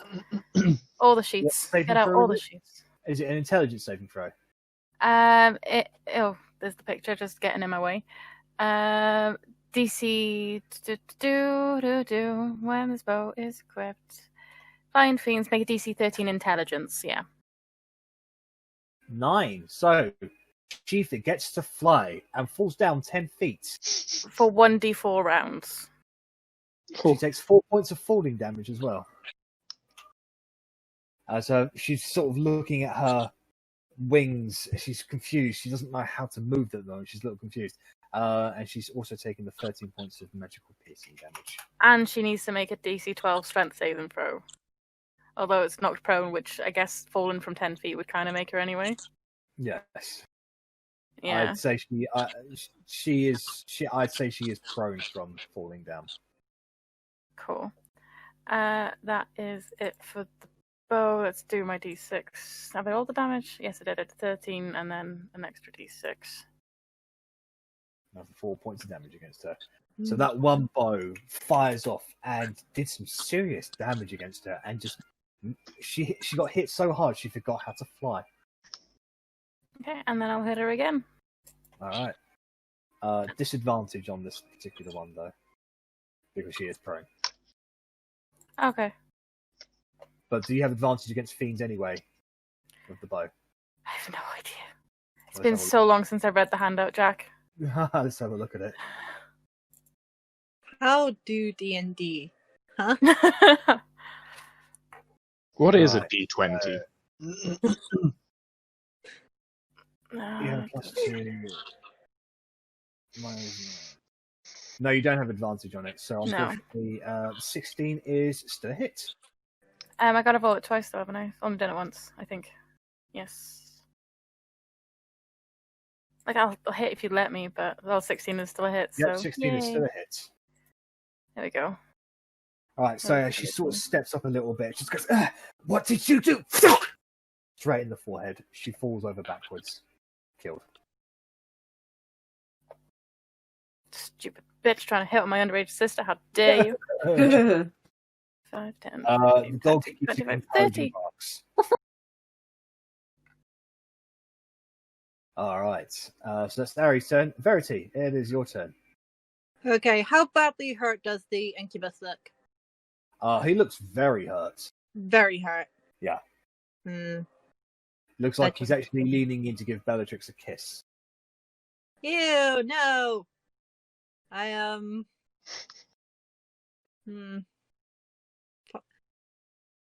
Like, Verity logic, these look like fire things, so I don't want to use fire on them. I mean, you know, you're educated and high level enough to know that fiends generally do have a natural resistance against fire. That's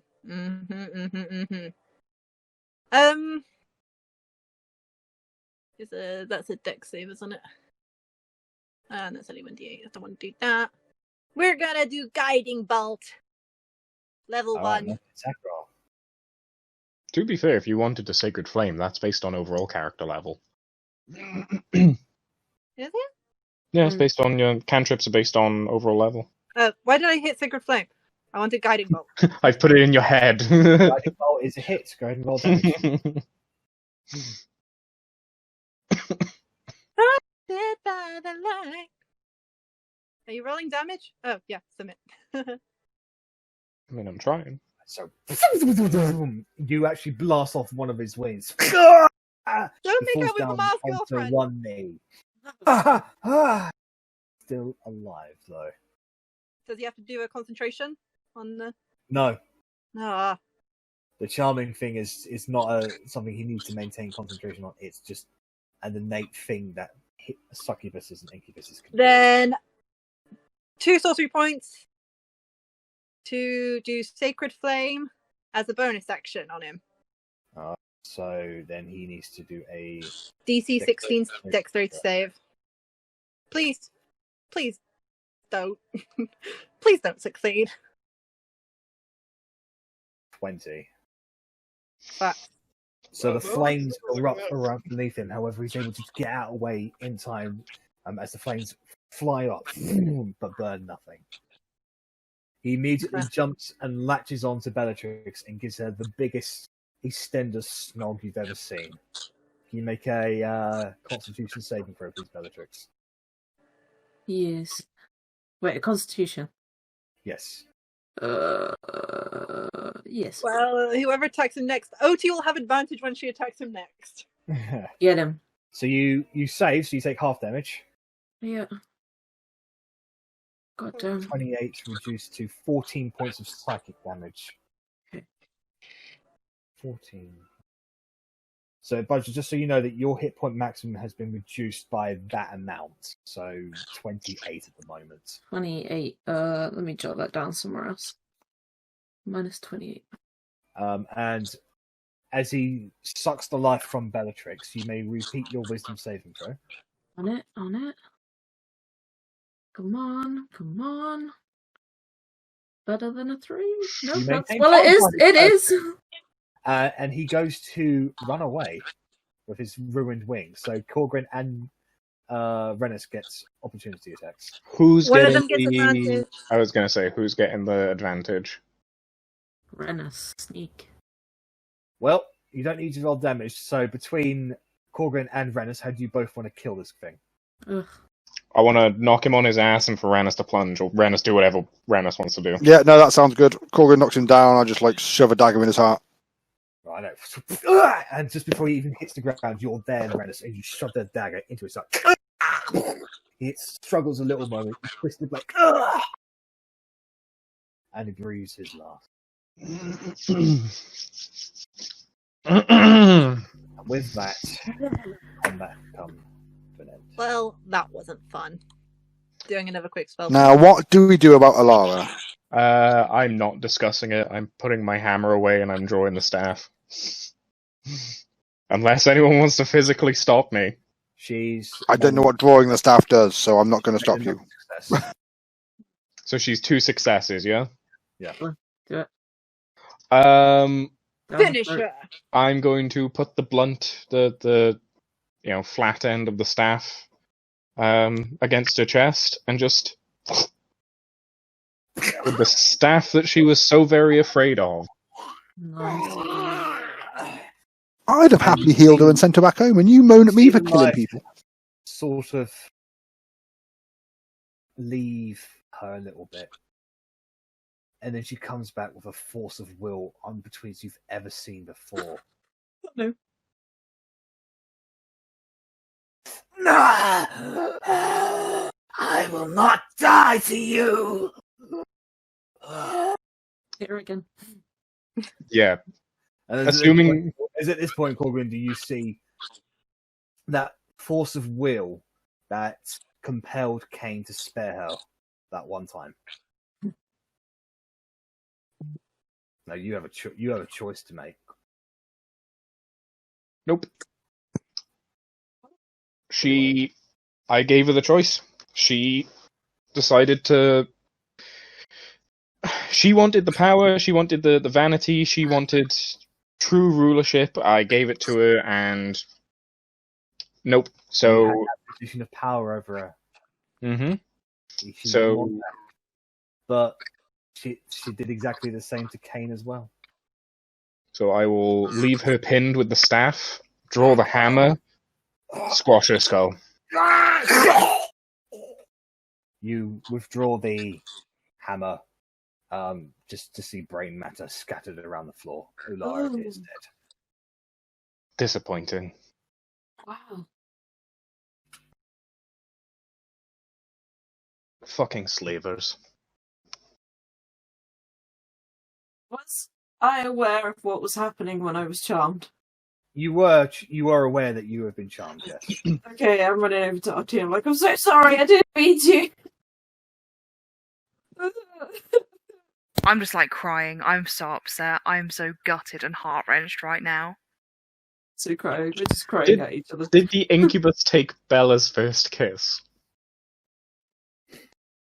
No. Okay. She would have had kisses before, but we haven't. I kissed that thing before.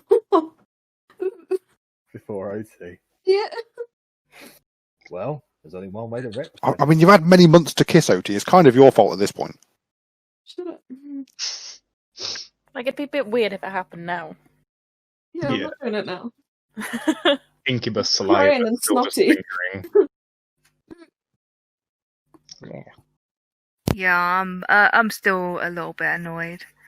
So, I'm just not even gonna like look at Bella. I'm gonna pretend she doesn't exist for a minute and be like, just like crying and just like ignoring her. Be like, I have an idea what we can do with the giant though. We can send Alara's body back and give a message that he betrayed her, that she betrayed us. Everyone saw the giant come with us. Send the body back as proof that she was a betrayer.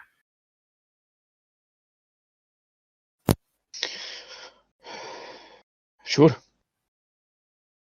But she might have had something useful on her, so fuck her. Rennas. I mean, I want to search her because I want to get that cool fucking that awesome dagger that she had before. So I will give her a proper search, but that's the main thing I'm keeping my eye out for. Okay, so go and make an investigation check. Rennas.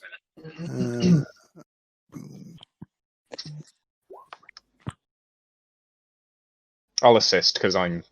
What Yeah, did sure, I you actually roll? You can have advantage on it, Ress. I actually rolled a 10.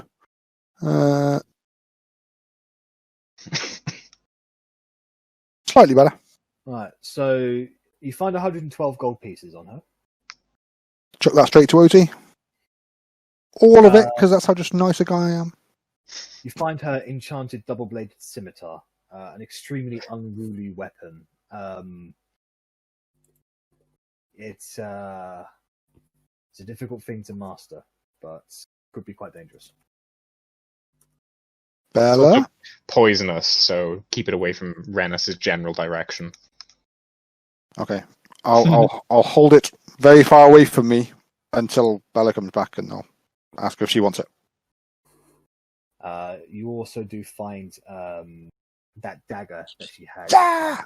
It was equipped to the side on the inside of her tunic, basically right down her her chest area, basically. Down her Bow, cleavage. chicka, bow, Between her wow. tits, sweaty. Did you just there is grab this dead woman's boobs? Yes, but look what I got for it! A dagger! It's a very nicely intricate dagger, but there doesn't appear to be any special properties about it. It is just a dagger. And, I mean, not everything has to be magical. Magic just sucks anyway, unless you're fighting things that isn't fucking non-magical. But it's still a pretty dagger. Wait, Verity, probably your make it dog magic. is still there, by the way. That hasn't I know, I'm disappeared. having a discussion with him. Like, so what you reading? I want to take a look at this book. It's a dictionary. Oh, you're such a clever boy. Yes, well, you're my best friend now. Guys, we have a dog! And I pick him up, like, under the forearm, so he's, like, dangling. He picks up the book in his mouth and happily goes with you. Maybe I should call him Einstein. I don't know. I'm trying to think of dog names. Do you like Einstein? I'm just going to suggest... No. Do you like Einstein?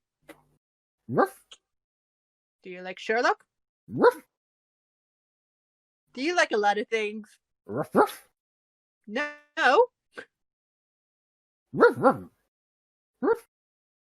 Do you like me?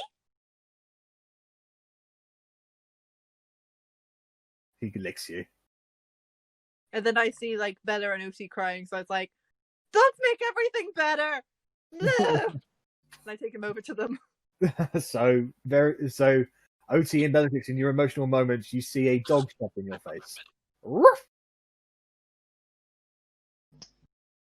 Guys, this is Sherlock Einstein, Satan, Deep Hollow. Bella's just gonna collapse to the floor and pet him, just be like, it's so cute. He just sort of cocks his head a little bit. He likes it when you get behind the ears. Sherlock Einstein, Satan, Deep Hollow. I don't know which one of these are. Any of these names. Can you be like a therapy dog for a while? Okay. Good boy. And I just leave him there to, like, I don't know. Bella likes animals. Like, I let him comfort her. Sherlock, Einstein, whatever, Deep Hollow, will act as a source of comfort for both Otti and Bellatrix as per Verity's commands. Looks like my dog's getting a little jealous. Yeah, mine left me. So, what do you guys want to do from here? Do you want to take Ulara's body out, give it to Guam, and send him back to the Drow encampment? That was an idea that, a sign of betrayal that she followed us out here. Everyone saw the giant come with us, so I think that's a good idea. And I mean, that's if Garnt would even want to, but it's like, what's going to happen to the Drow now? Because, like, I don't care. In truth, I gave her the option to care for her people, but she was more worried about how it looked rather than making a long-lasting and more peaceful. At least they wouldn't have to worry about guarding a fecking Tarask lifestyle. Whatever. If they end up in a civil war? I don't care. The Drow aren't good people. They were allies of convenience, the enemy of my enemy, and all that bollocks. But at the end of the day, whoever takes over is probably going to be no better or worse than Ulara Bell. The clan is at no greater loss for it. I know how you feel, Korgrin. Sometimes it's just, you have to do the right thing and just end a life to save many others. Shut up, Rennas. Well, I'm just saying, you didn't exactly stand still and take a party vote, did you? No, but I gave her the choice. I actually gave her a choice. She could have walked away from this unharmed, unscathed, still leading her people. I didn't just murder her in the middle of the night over a campfire. It wasn't the middle of the night. A horse in the middle of town, in front of a crowd. That became a mob. Okay, I'm going to take Ulara's body and I'm going to start walking out of the cave back out to the... A few minutes later, you take it. you walk out with Elira's scattered body. Does anyone actually need to pick me up or anything? Yes, but only a long rest is going to fix me. I'm just going to wait for a short rest. We don't have any of the green stuff. The crowd is shocked to see Ulara like this.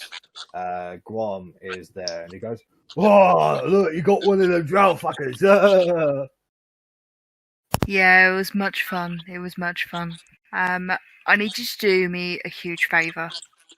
Well, I'm a pretty big, huge fella, so it sounds like You're so funny.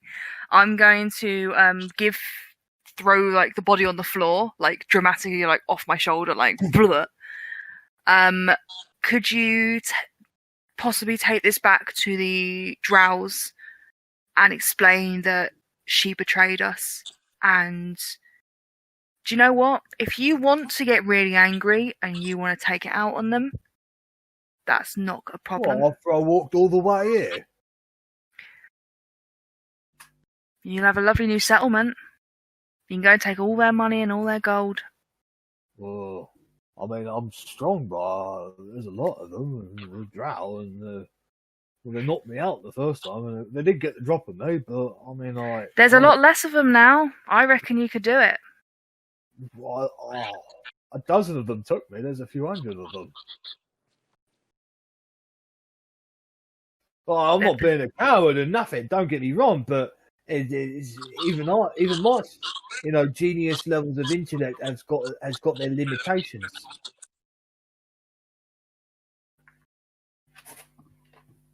Please make a persuasion roll.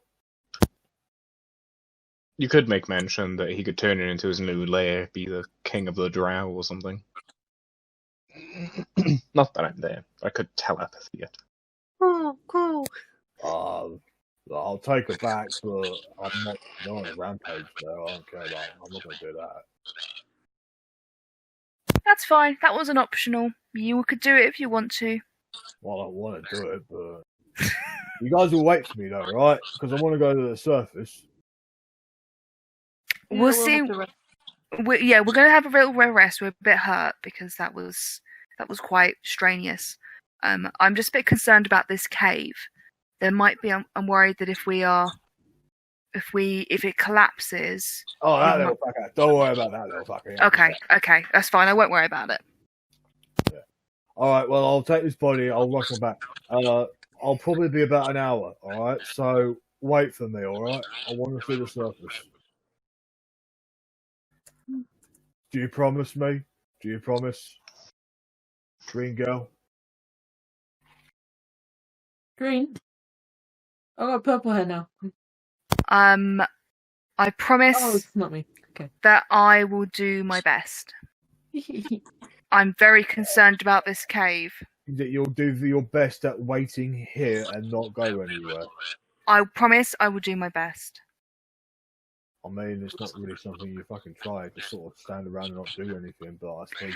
I know, this is a very rickety... Body up and he's walking away just muttering to himself. Something about why the hell would you need to try your best at not doing anything? In case the cave collapses and kills us all. But he has walked off and gone back towards the drow settlement. Can I read the priestesses? Yep, so they have got 37 gold on them between them. I'll wait to give that to Otti, so I put it in the party fund. And they both have got 37 each, yeah, so that's 74. They both have gems on them. Wrong one. Where's my bloody notes? 300 gold diamond, 300 gold diamond, 300 gold diamonds.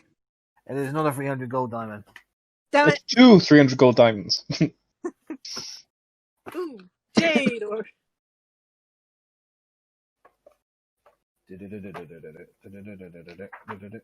Sorry, my apologies.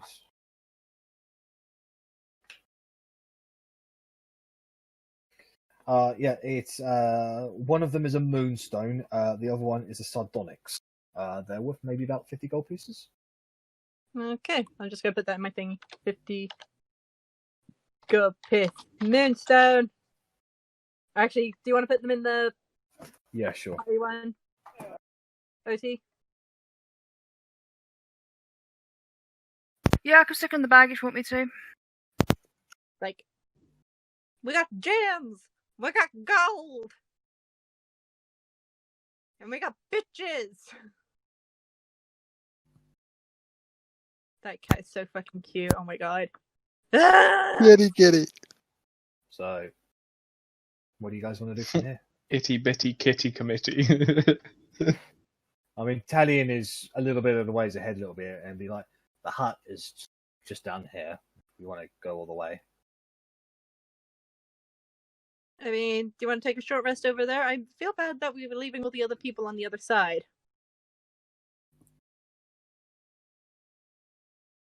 Well, we haven't finished looking at the hut yet. That was the plan, but if people want to go back and wait. I just don't want to leave With them by the group. themselves with a bunch of spiders. Well, I'll go back, or someone can go back, or whatever. I'll go back. Yeah. I'm probably the one who could protect. Like, I mean, at this point, it's easy to easy to assume that the things you saw rushing past you earlier were these 3 spiders who were bearing the 2 mages and Ulara. They were riding ahead to get an ambush on you. But I got an ambush on them.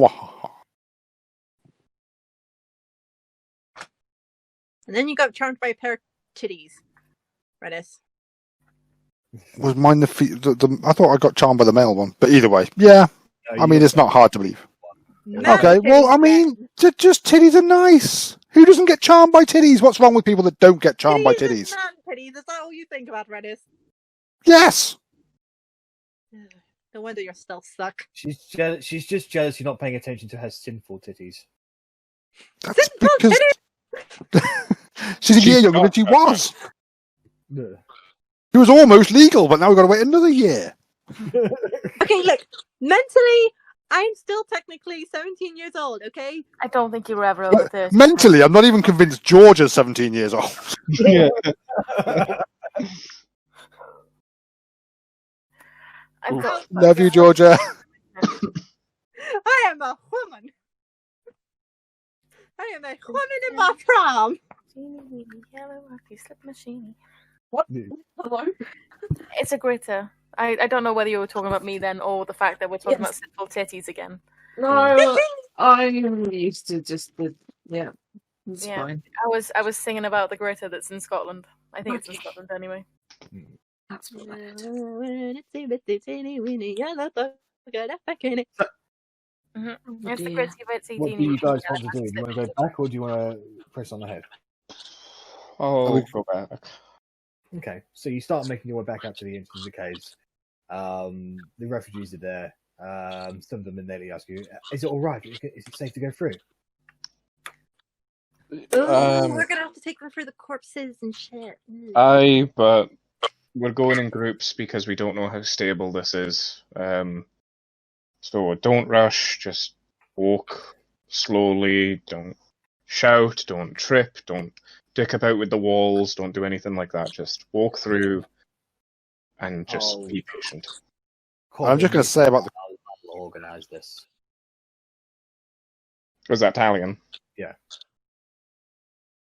I'm just going to say about the corpses that it's the corpses of the people that captured and enslaved them, so they're probably not going to be too upset if they've got any sense. Talia starts shepherding some of the refugees and says, "Right, groups of 10, please. Don't mind the bodies on the floor. Everything's safe. Let's go." And he starts.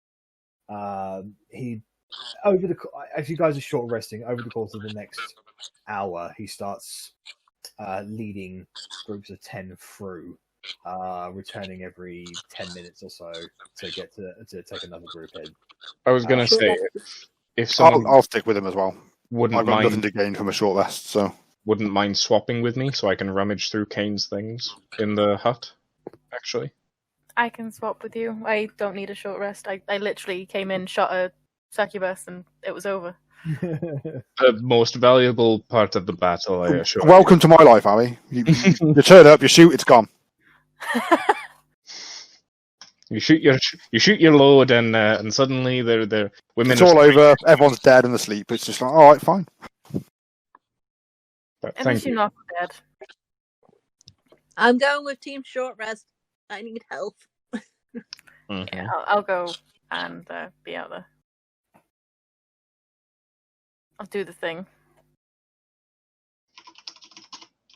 Also, Guam is 100% going to get back if it takes 10 minutes to take a group of 10 back and forth, considering there's 100.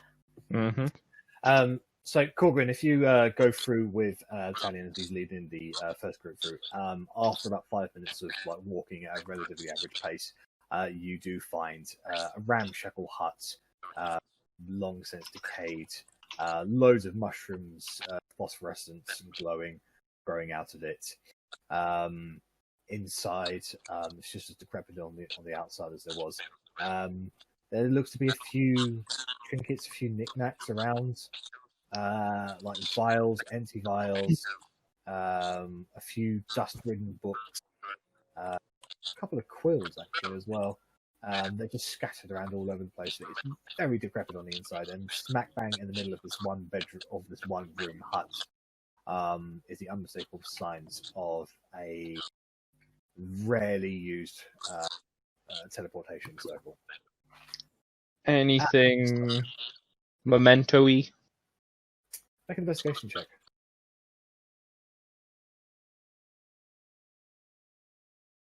No, nothing that strikes out as unique or even, personal.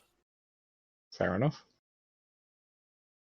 Well, still here, so that means they didn't find and disrupt it. So good. That's good. Mm-hmm. I'll you wait here, Korgrin. I'll go get the next group. And Appreciate it.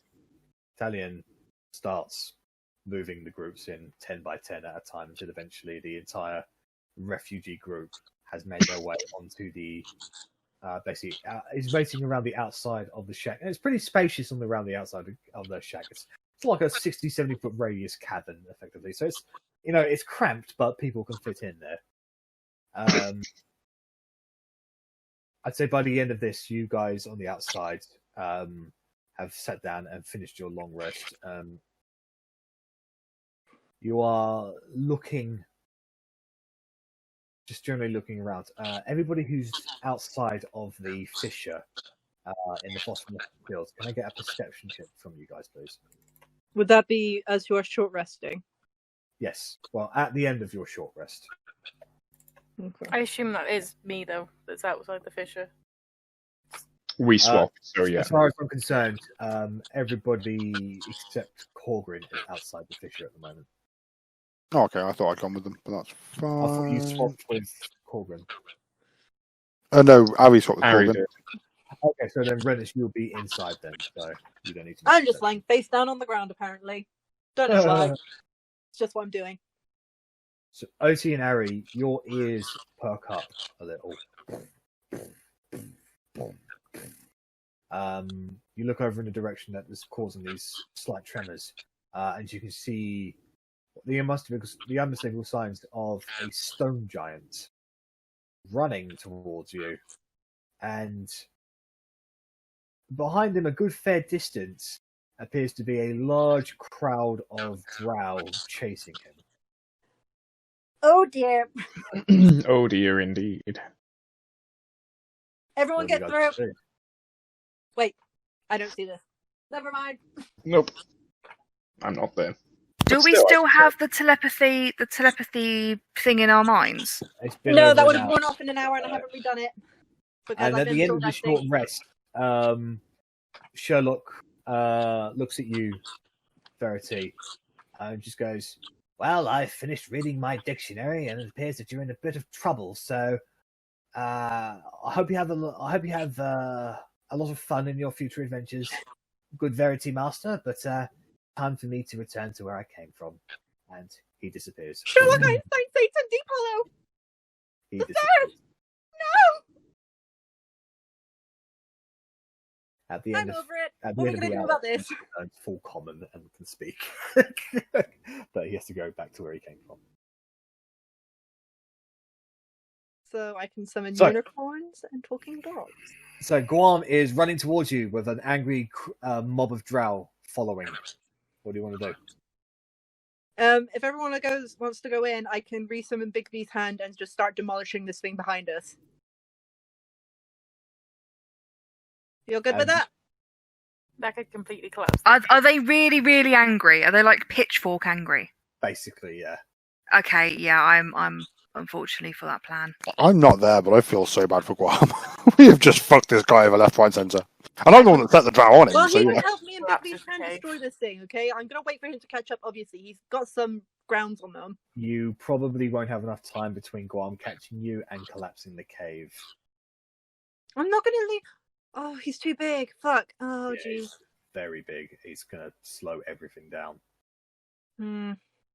How big is the gap? The gap itself, he would have to basically move in shoulder, like basically just go shimmying shoulder. So I can't dimension door him. Hold on, let me take a look at my goodie Cannot bag. dimension door something bigger than you, unfortunately. Oh, okay, I got a plan. When he gets here, I'm gonna polymorph him, and then I'm gonna. We still then have the problem of a giant being in Jarashtakai. I don't want to leave him behind though. I don't want to. Like, that's mean.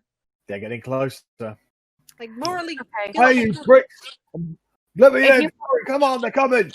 You polymorph him. I'm going to cordon of arrows. Actually, I think I need 10 minutes for that, so I can't even do that.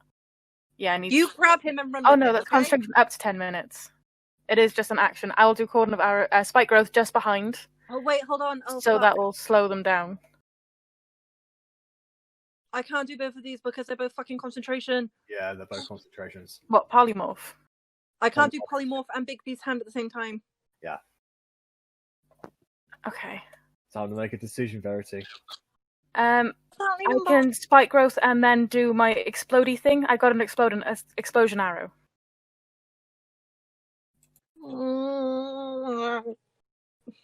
I can catapult.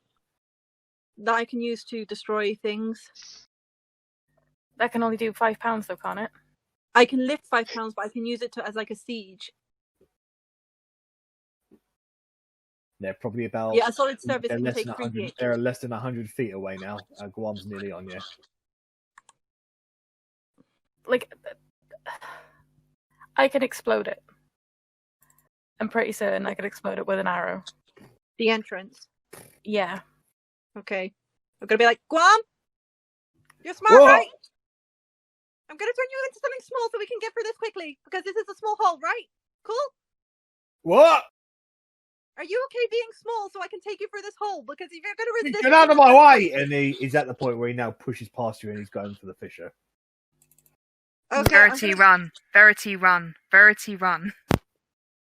I'm gonna polymorph him into, like, a horse so he can run through it by Right. himself quickly. Because of the nature of who Guam is and his general characteristic, he is going to try and resist that. Okay, so then that is a DC save on... What is it? Wisdom. Wisdom saving throw.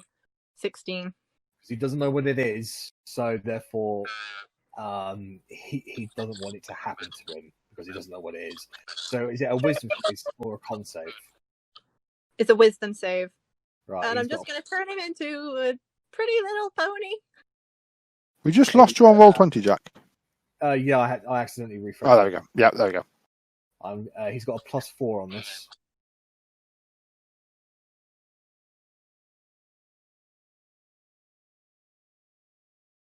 Rolling the dice. Rolling the dice.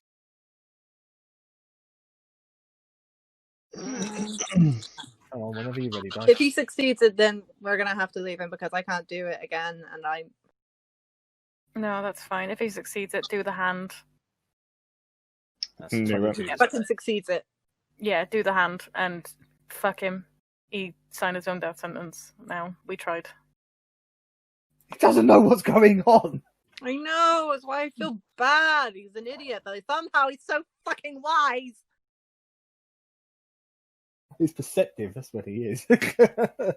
Okay, so he's pushed you out of the way and he's going for the fissure and he's just trying to sort of ramshackle his way through it. You guys can easily get through his legs but you can see that because he's trying to rush this, the cracks in the ceiling are already dangerously sort of wobbling a little. The drow are very, very close. He's going to make it fall on top of himself. Let's just run. Yeah. Arrows are flying past you. Twing, twing, twing, twing, twing. Running. So you're running down this particular pathway. Running. He's trying to shimmy his way across, but you can see you guys are getting ahead of him. He's saying, "Hey, hey! You promised you'd wait for me. Hey!" And I tried to help you, but you were being a butt. So sorry. What do you mean? And as he says that, you can already hear the sound of him going, "Ow, ow, ow!" as Drow starts stabbing him in the back with the legs and the buttocks. He is going to make a strength check to see if he can force his Feels way bad, through. man. He succeeds a little bit too well. The fissure starts collapsing. You don't know if Grom and the Drought are crushed, but you know the way out has been sealed. Run. You guys rush as quickly as you can, and when you get to about halfway, do you feel safe to the point that the rocks are not about to fall onto your head?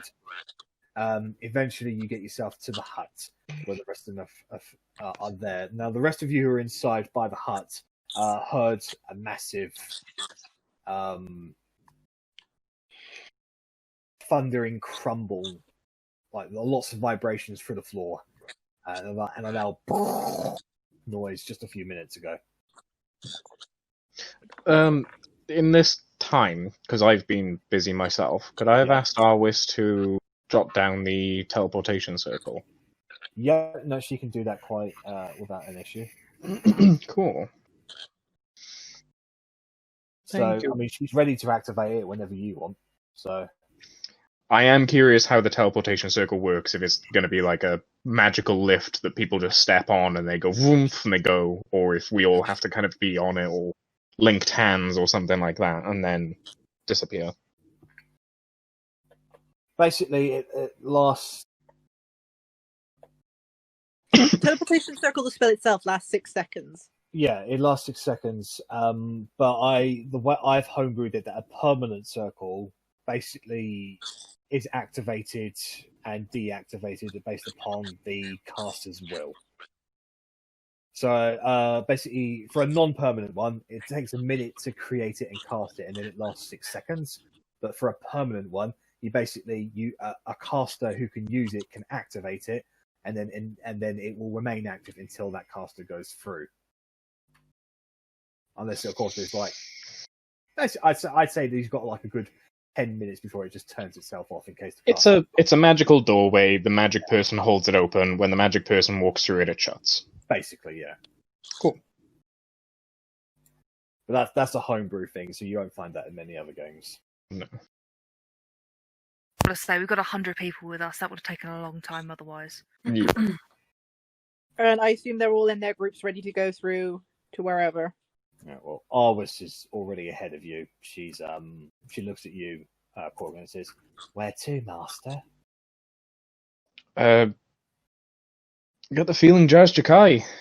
Do we know who's got the drawing of the Jazz Jakai? I believe it's Arri. It's in the back of Holden. Oh, fair enough. How I just One hit my- teleportation person. Is that for the menagerie? Yeah. Then I spelt menagerie awfully. Does this destroy the paper? No. Okay, that's fine. That's not how I spelt it. It's not a spell, it's just a drawing of the circle. Which I'm going to need to take a copy of. So, Because I think I've got I 3. mean, it's not going to be a difficult thing.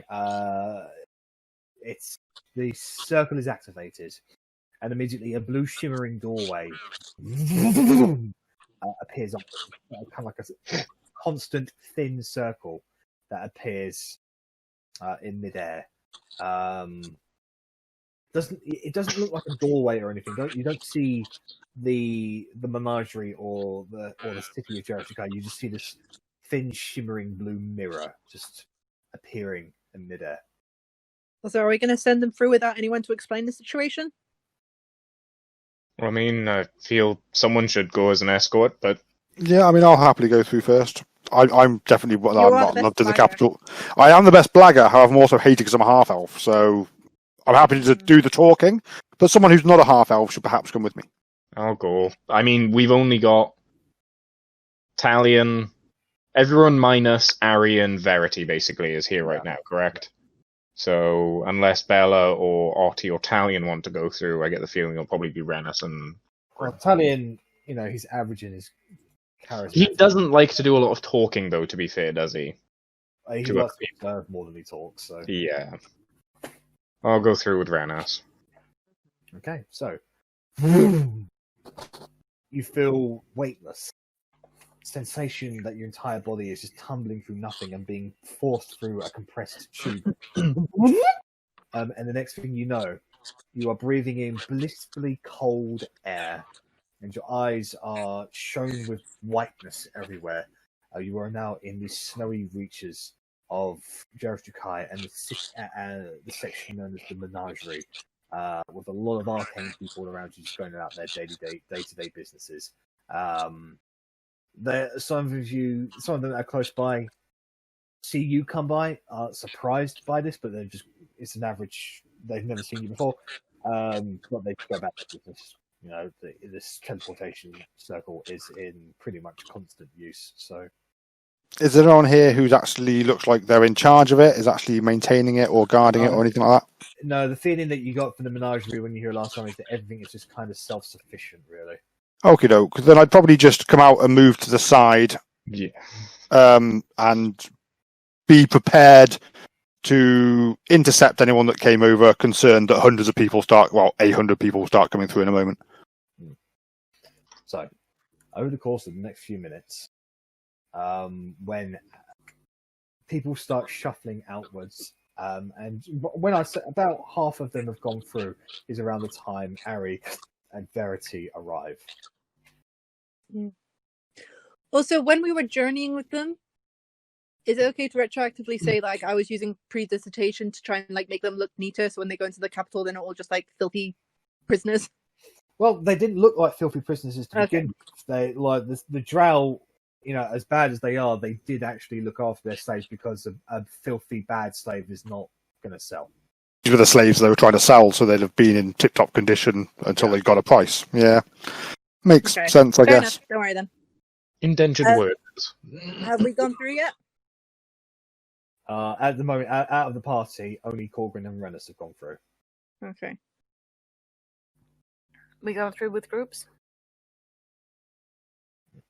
Well, the groups have they've all coalesced and gathered outside the hut, and now the crowd is steadily getting smaller as there's kind of like a constant stream of people just walking in. Who's going to help the ones that want to go to the ice cave? None of them do. None of them wanted to go to the ice caves. There's a few that will leave Jarisakai once they've rested. But they'll go through the frost gates to get there. Okay. We can hopefully take them if the timings match up. Mm-hmm. Okay. So before we leave, because this is what's his face? Wade? Kane. Your ancestor? Kane. Kane. I don't know why I thought Wade. This was Kane's hut, right? Mm-hmm. Is it similar to Grace's in any way? No. Grace's was maintained with a certain power that had Kane's essence mixed in with it. This one was just literally a tool that Kane used, and when Kane no longer came about, it just fell into disrepair.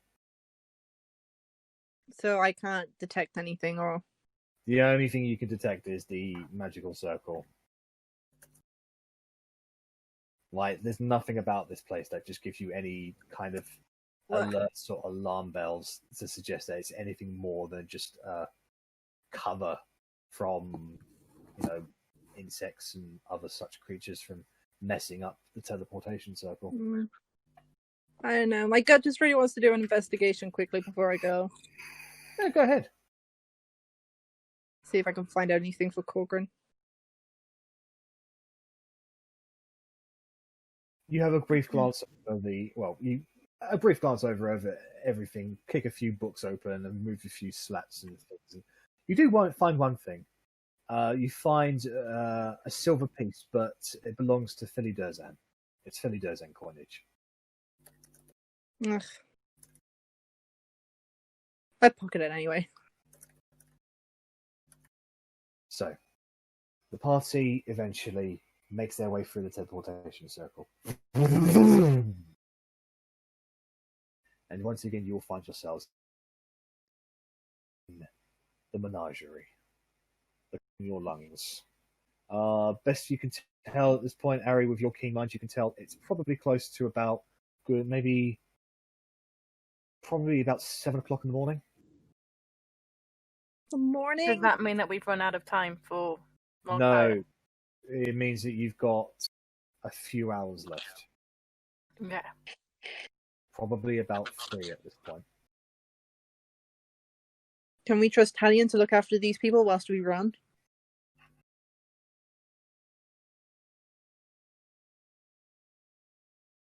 Where are you going to run to? Ornamental. I thought we were going to go to the temple place and confront the people. The Eternal Slumber and go speak to. Well, there was Davin. Gatan. His quarters were at the Ornamental Slumber, but he was on a mission to convert Head Necromancer Gatan over to the cause, or Gatan's place is here, isn't it? At the menagerie. Yes, it's at the menagerie, whereas Ornamental Slumber is obviously on the other side of the city. But then saying that, we're not actually after Davros, whatever his name is. We're not actually after him, we're after the body. He's just a way of getting to it. The body is definitely going to be at the Eternal Slumber, not here. No, not necessarily. You think he's been carrying it through the street with him and just to go see hello to Catan? If he's... Could be in a bag of holding, could have had it carted around with guards. Fair. If the head necromancer be like, here's the king. If he's making a run for it, he's running with the body. We could try locate object again. It didn't work before because it was out of the range. Well, yeah, but if it's in the menagerie, then perhaps it would be within range. Assuming they haven't taken that little thing off him, which they also may well have done. Well, 1,000 feet is 304 meters, so it's not even a kilometer. So I can try. General positioning GPS. Are we within 300 meters of Head Necromancer Gatan's study? Yeah.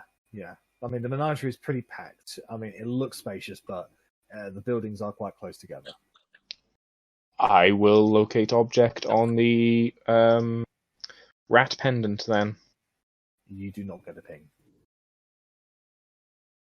So that is... second level down. Well, I relay that to Rennas and anyone else that steps through when they step through, or if we've all been doing this whilst together. Well, over the course of a few minutes, a constant stream of people coming out looking bewildered and confused, and a lot of them immediately start shivering because of how cold it is. A couple of menagerie guards do come over, curious of the situation. They're like, what's going on here? Who are they? Where are you? What? We'll tell you everything. Have you seen Head Priest Darius come through recently? Head Priest Darius? You mean Archpriest Darius of the Ornamental Slumber? Yep, that's the one. No, I ain't seen him. Can you 50 gold to whoever can find out where he was most recently if he's been here? Ask all the guards. 50 gold reward. All right then. We'll be right back. And they rush off to start asking questions. 50 gold is a significant amount of money for a guard. So exactly, I'm very well aware. Mummy Otti gives Corgi 50 gold. I have 50 gold to spend if necessary, but thank you, Mummy Otti. Mama! Over the course of the next 5 minutes or so, everybody has made their way through the teleportation circle, and everybody, including the group minus Guam, is now in the menagerie, and the teleportation circle ends. So I'm going to keep an eye on Arwis. If she's obviously going to be the last one through, I'm just going to keep an eye out for her. And when she comes through, just try and like usher her over here so that she's got some protection when she comes through. Yeah. So as soon as she walks through, she's like wide-eyed and a little nervous, to be honest. But she sees you gesturing over, and she does come over. I have like my actor clothes from the performance. Like I was the dad in it, I believe. Oh yeah. I just take the coat from that and hand it to her, so she has like an extra layer. She takes it and is confused by the act of kindness.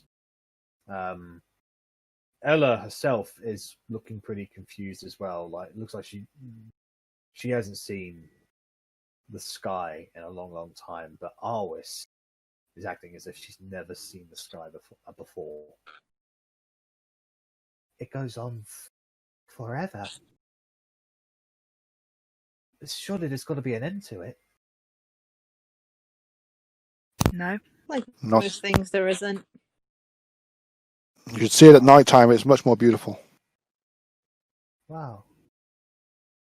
I mean, yes, Master. My apologies for losing focus, Masters. There's none of that master shit anymore.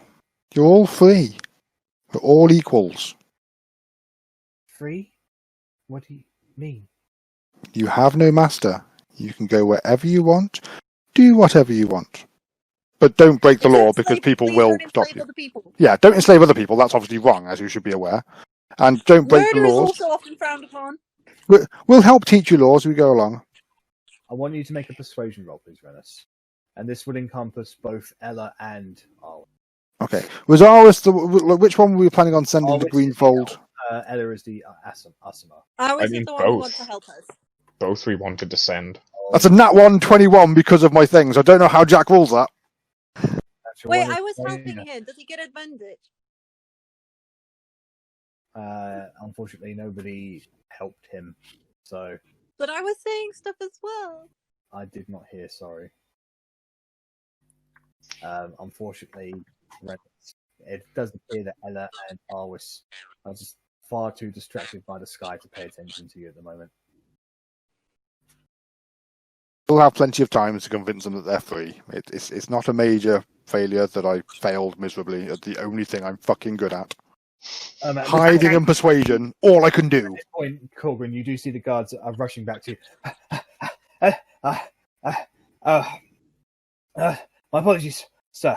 There has been a sighting. Apparently, Archpriest Darius has gone to see Head Necromancer Catan not but 30 minutes ago. Would we get there Pagan. faster if I was an eagle flying you there? We won the party there, don't we? So Oh. Yeah, let's just Okay. all head there. But give him his The- 50 gold before we go. yeah, give him the 50 gold. Can we request Talion look after the people while I was going to say, can Talion look after Arwis and Ella and take them back to the hotel? All the sleep, all the Yeah, people. all of Yeah, them. but they're free. We're trying to. They're also confused and haven't been here for a while. Do is that the slaves who have families and stuff here, they can go off and go to their families. Whoever's left over, I'm sure Talion can figure out where to put them. If they have to take them all to the hotel, I'm sure there's not that many who don't have like families that can they'll be able to fit in there. I'm Well, it sure was more than half of them 20, have I families. It was, I think, about 80 of them lived here, and then 20-ish Yeah. wanted to go to So Greenford. we can fit 20 in our hotel room. Just hold them there for now, get them warm. Get them fed, get them warm, get them clothed. Everyone else can go home to their families. Mm-hmm. But let them know where we are, just in case their families aren't there anymore. I mean, let's be fair, it's a pretty shit city. Things change. I hope none of them lived in the Raziel Commerce. Ooh, that's a Um, nice. Verity, I want you to, since you're the one making the suggestions for Talion, I want you to make a persuasion check, because Talion is not keen on leaving you guys behind. I thought he was going to leave us. Persuasion, yeah? He's thinking about it, but yeah, it's persuasion. Can I jump He goes, all right. You'll know where to find us. You're perceptive as fuck. I'll just follow the screens. And the fire. An archpriest is not an. They are powerful clerics, so take heed. I know, but we have a duty to these people as well, and you'll be helping us by doing this. Arri, here. He chucks you his oath bow. What are you going to use? Well, I'm not going to fight, am I? Bloody hope you don't have to. Well, I'll do some fisticuffs if I have to. I mean, You can let's go. I would ask for a sword, but I'm really shit with them. So, like, I am awful with them. Don't worry. We'll be fine. We'll be fine. Go, go, go. So, Go. Going. just put it. I'm not giving you a handout, Arri. I'm actually just putting an oath bow into your immediate inventory.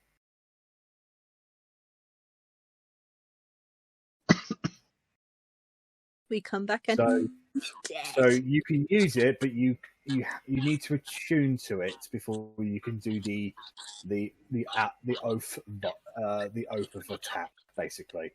Okay. I just dive into the bag of holding quickly and throw Talia my old shortbow, just in case. Thank you. This is shit, but sure. I know, that's why I upgraded. Anyway, so he takes the. You guys rush off, heading towards the College of Necromancy. Effectively, if there was an evil fortress within the menagerie, this would be it. because nothing bad ever happens here. Necromancy is never a bad thing.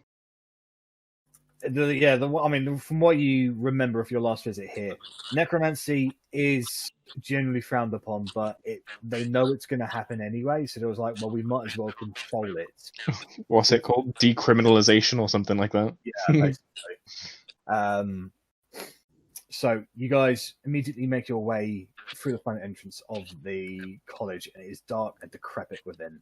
Lots of green lights sort of lighting the way. And you get to the open foyer area where there are lots of entrances and a large stairway with a velvet carpet on each of the steps going upwards. Are we being sneaky or not? I'm pegging it. Yeah, so just leg it straight in. Straight for head Necromancer Catan's office, is that right? Mm-hmm. Clang, clang, clang, clang, clang. It takes you a couple of minutes to get there, but eventually you do. The door is closed. No, fuck. Did it take blood last time?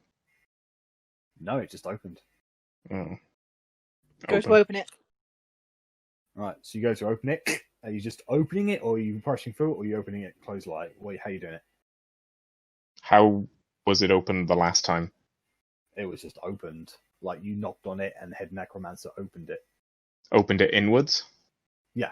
Like, well, no, like, you would push it inwards, yeah. Yeah, so he opened it inwards, so I'm doing the same. Alright, so you open I'm it getting up. ready to counterspell anything. Immediately, looking inside, you can see the familiar desks, the bookcases, the bits and pieces, the weird and scraggly,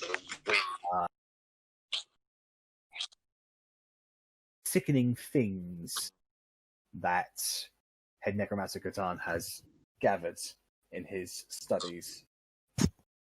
Now, it is because the morning rays are shining through the windows in here. So it is lighting up the office, so it's not as gloomy as you remember it last time. And there are two people in here. One of them is the boldish, almost scraggly looking, very pale Head Necromancer Catan. He is sitting at a desk by one of the windows. And the other one is another bold man with a thin goatee, a bit more auburn skin. He's wearing a red priest outfit that is reminiscent to similar predispositions to the slumber priests that you found down in the Underdark. But this one is much more royal, much more dignified. And as you immediately step through, he immediately turns around.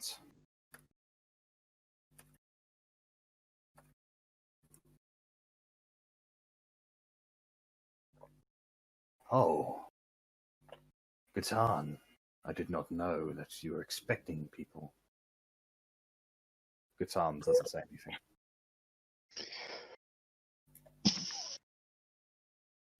May I help you? We are in the middle of a meeting here.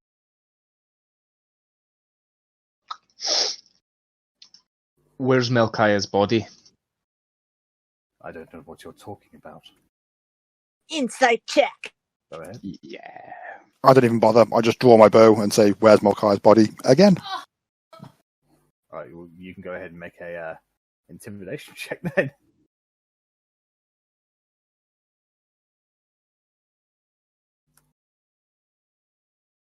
Korgrin and Verity. This guy is very clearly lying. He knows something. Liar, liar, pants on fire. Rennas, you pull the bow on him and ask him again. And he goes, whoa, there's no need to draw to violence here. We can be civil, can we not? We're running on a little bit of a clock. We haven't got time to be fucking about with 20 questions and quests and guess this, guess that. We just want to know where his body is. All right, well, let me ask you this question. Who is this Melchiah you speak of? Body you found had requested from one of the Midianites, the undead, the turned priests, your own priests. Head Necromancer Gatan, don't know if you're still with us, but the man you're looking for, after all the corpses, is this man right here. Gatan is just watching at the moment. He's not saying anything. Can I insight Catan to see if he's under any charm or anything? Yeah, go ahead. Whilst she's doing that, I'll continue to just... Gatan, I'm going to whisper something to you, Verity, okay? Gatan Darius is the one that was supplying a lich, a fully fledged lich, with fresh undead corpses, right from the city's very own morgue. A lich, this is... Shut your fucking mouth. I beg your pardon, dwarf. I assume Can I it's cast the spell Darius. magic at Catan? So, what'd you say? Can I cast the spell magic at Catan? Darius will counterspell that. Then I cast can- it again. What do you think you're doing, young madam? You can counterspell a counterspell, remember? That's a spell. I do that. Yeah, you I can, imagine sure. there's a limit to counterspell and counterspells. You'll have to roll 2d20s. Ah, Yeah, sorry, I'm just marking off my spells. And then I want you to make a spell casting check, please. Spell casting. Yes. So d20 add your charisma modifier. Oh, fuck. 4. Why do I keep forgetting my charisma modifier? I forget my wisdom, so... That's 22. Nice. Gatan immediately goes, oh, what? Back in the room, Catan. Come on, What's we don't have going time on? for this. What's going on? Darius, working for Lich, stealing bodies, currently has one we want. All right. Very well. You got me. Now, let's talk about this. I'm walking over. Dumph, dumph, dumph, dumph. Hammers out. Dumph, dumph. Should On I your grapple knees. him with a big beast hand?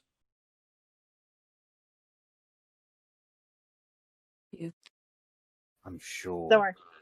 that we can settle this rather. Where is the body?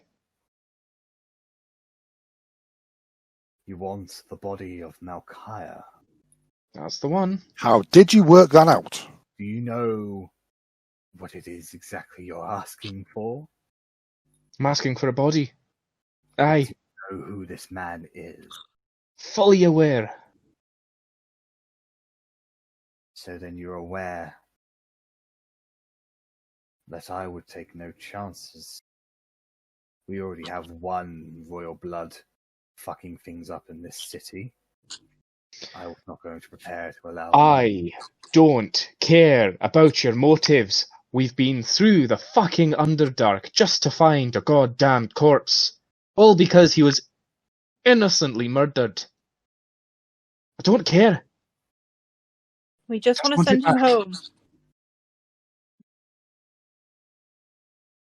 The body is destroyed. Insight. Insight. I can't believe this guy. Ugh.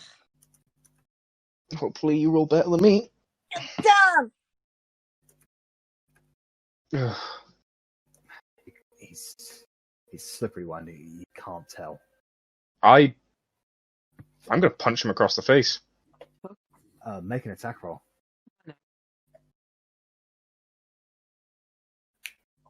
Mm. Just Better stop blocking the punches out of exit. the way. Whoa! Whoa! Whoa! Whoa!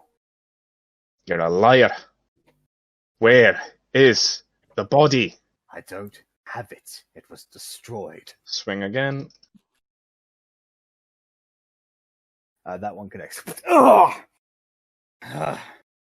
You're making a big mistake. I'm a very powerful man in this city. You're going to be a very powerful corpse. Where's the body? What do you intend to do with it? None of your fucking business. I think it is my business. Swing. Bad about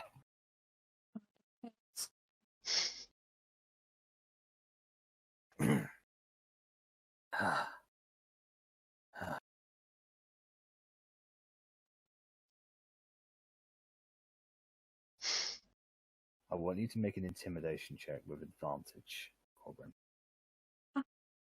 Yes.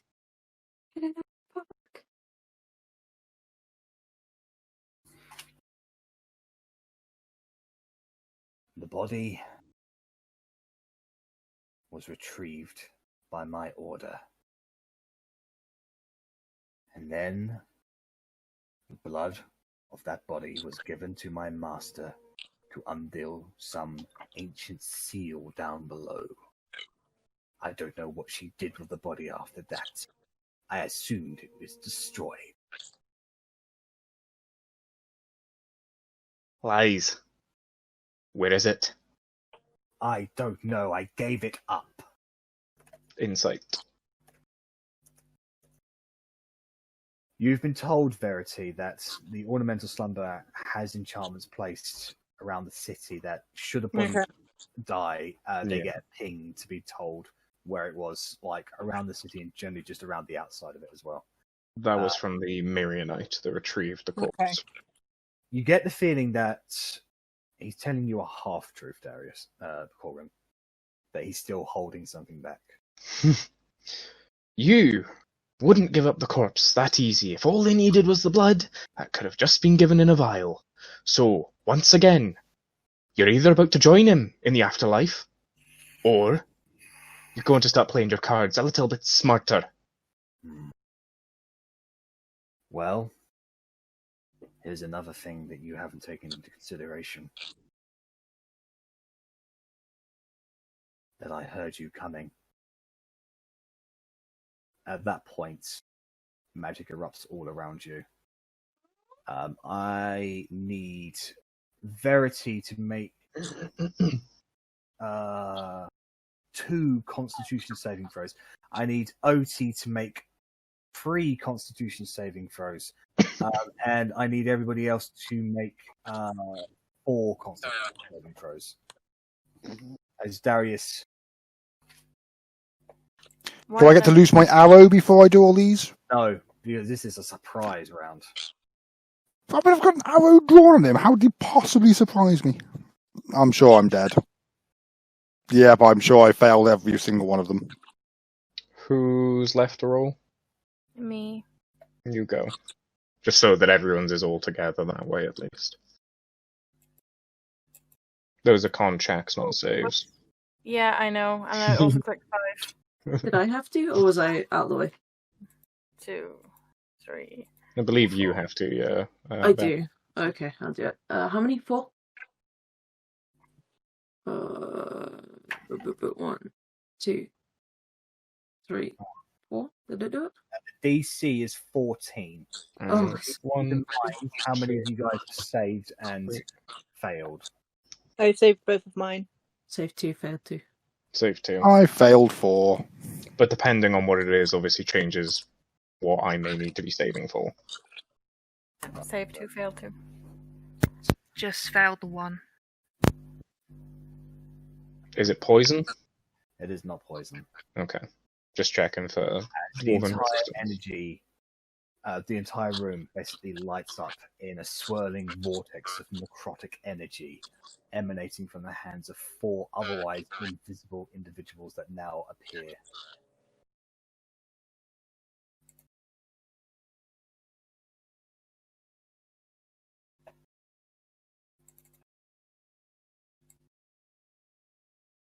It looks a bit like Walter White. Mm. Oh my There's god, a he lot of does. dice I need to roll. I am the necromancer who knocks feet off. Alright, so I'm going to do Verity first. Boy. All this shit's happening, I'm just like shouting, Catan, get somewhere safe! Assuming he's on our side. Well, it's a good thing that you broke the charm on Catan because he can join you in on this because you're going to need the help. I Okay. know, my hands are like so clammy from sweat from that. Oh my god. Alright. So that's Ah. This is Roll. probably going to be like, what, negative energy wave or something like that? Yeah, negative flood energy. That's it. Which I think is a 4th or a 5th level. It's 5th level. Yeah, there it is. Like I have a 4th level spell where I could be like, I could counter spell one of those maybe. Right, so for Verity,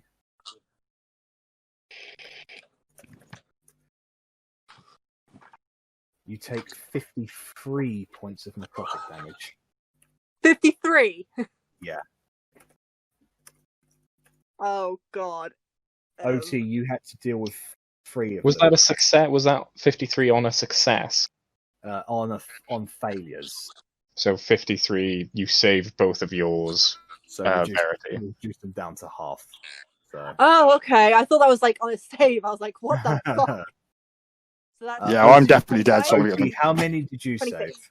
I saved 2 and I failed 1. Alright, so I'll give you the failed one first.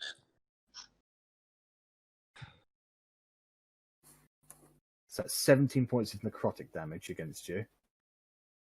And then these are the 2 successes. So 10. Those rolled a lot better. So Fuck!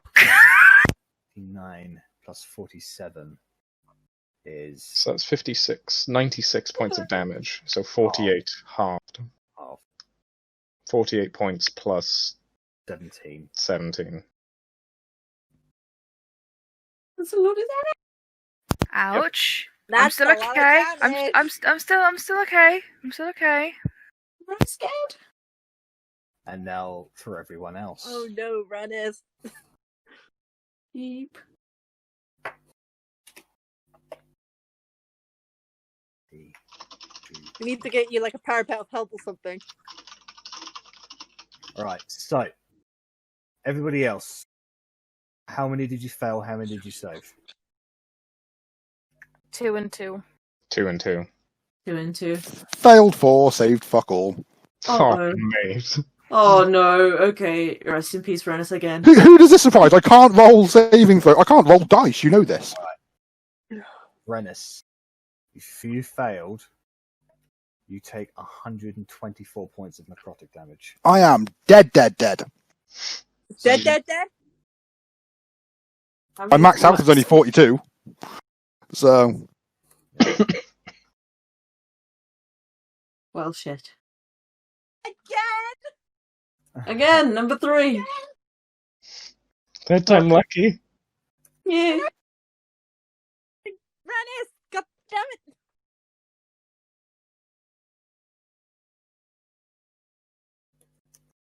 You need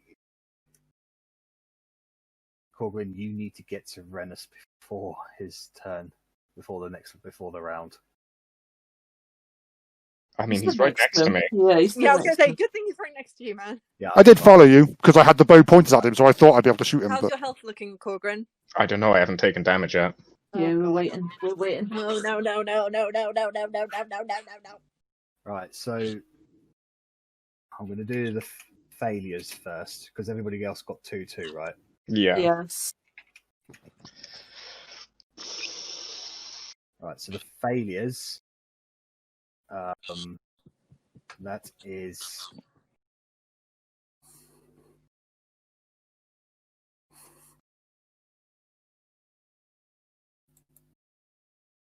There's 77 points of necrotic damage. For the failures. Oh, jeez. 77. Okay. For this, and then for the successes, That's right now. 77.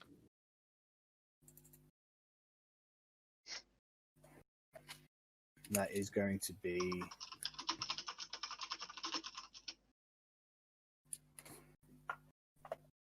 $22 points of necrotic damage.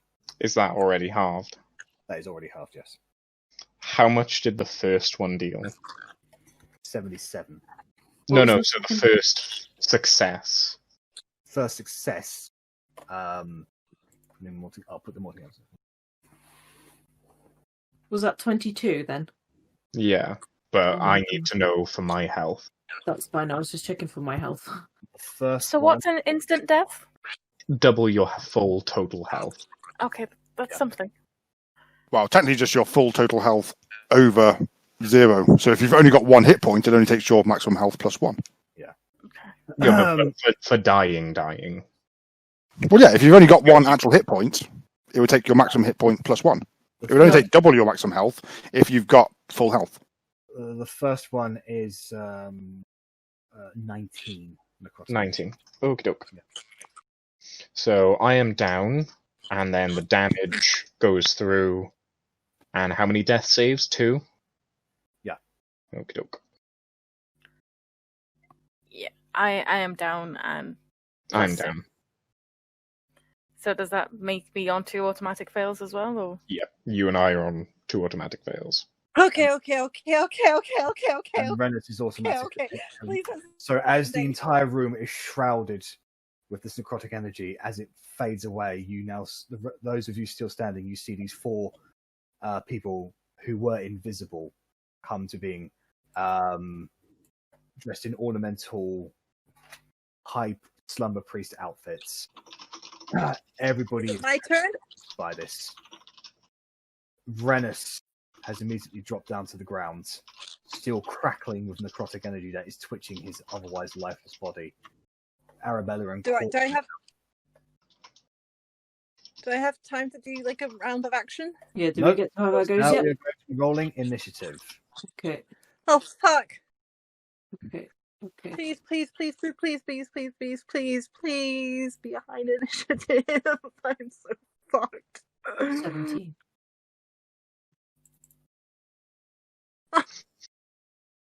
Hey, you went before me and Arri. I think that's what matters. Otti. Good. All right. Well, Who else is standing? is I am going to. Rennas, you don't need to roll initiative because I'll dream of a world where Korgi's going to get to me in time.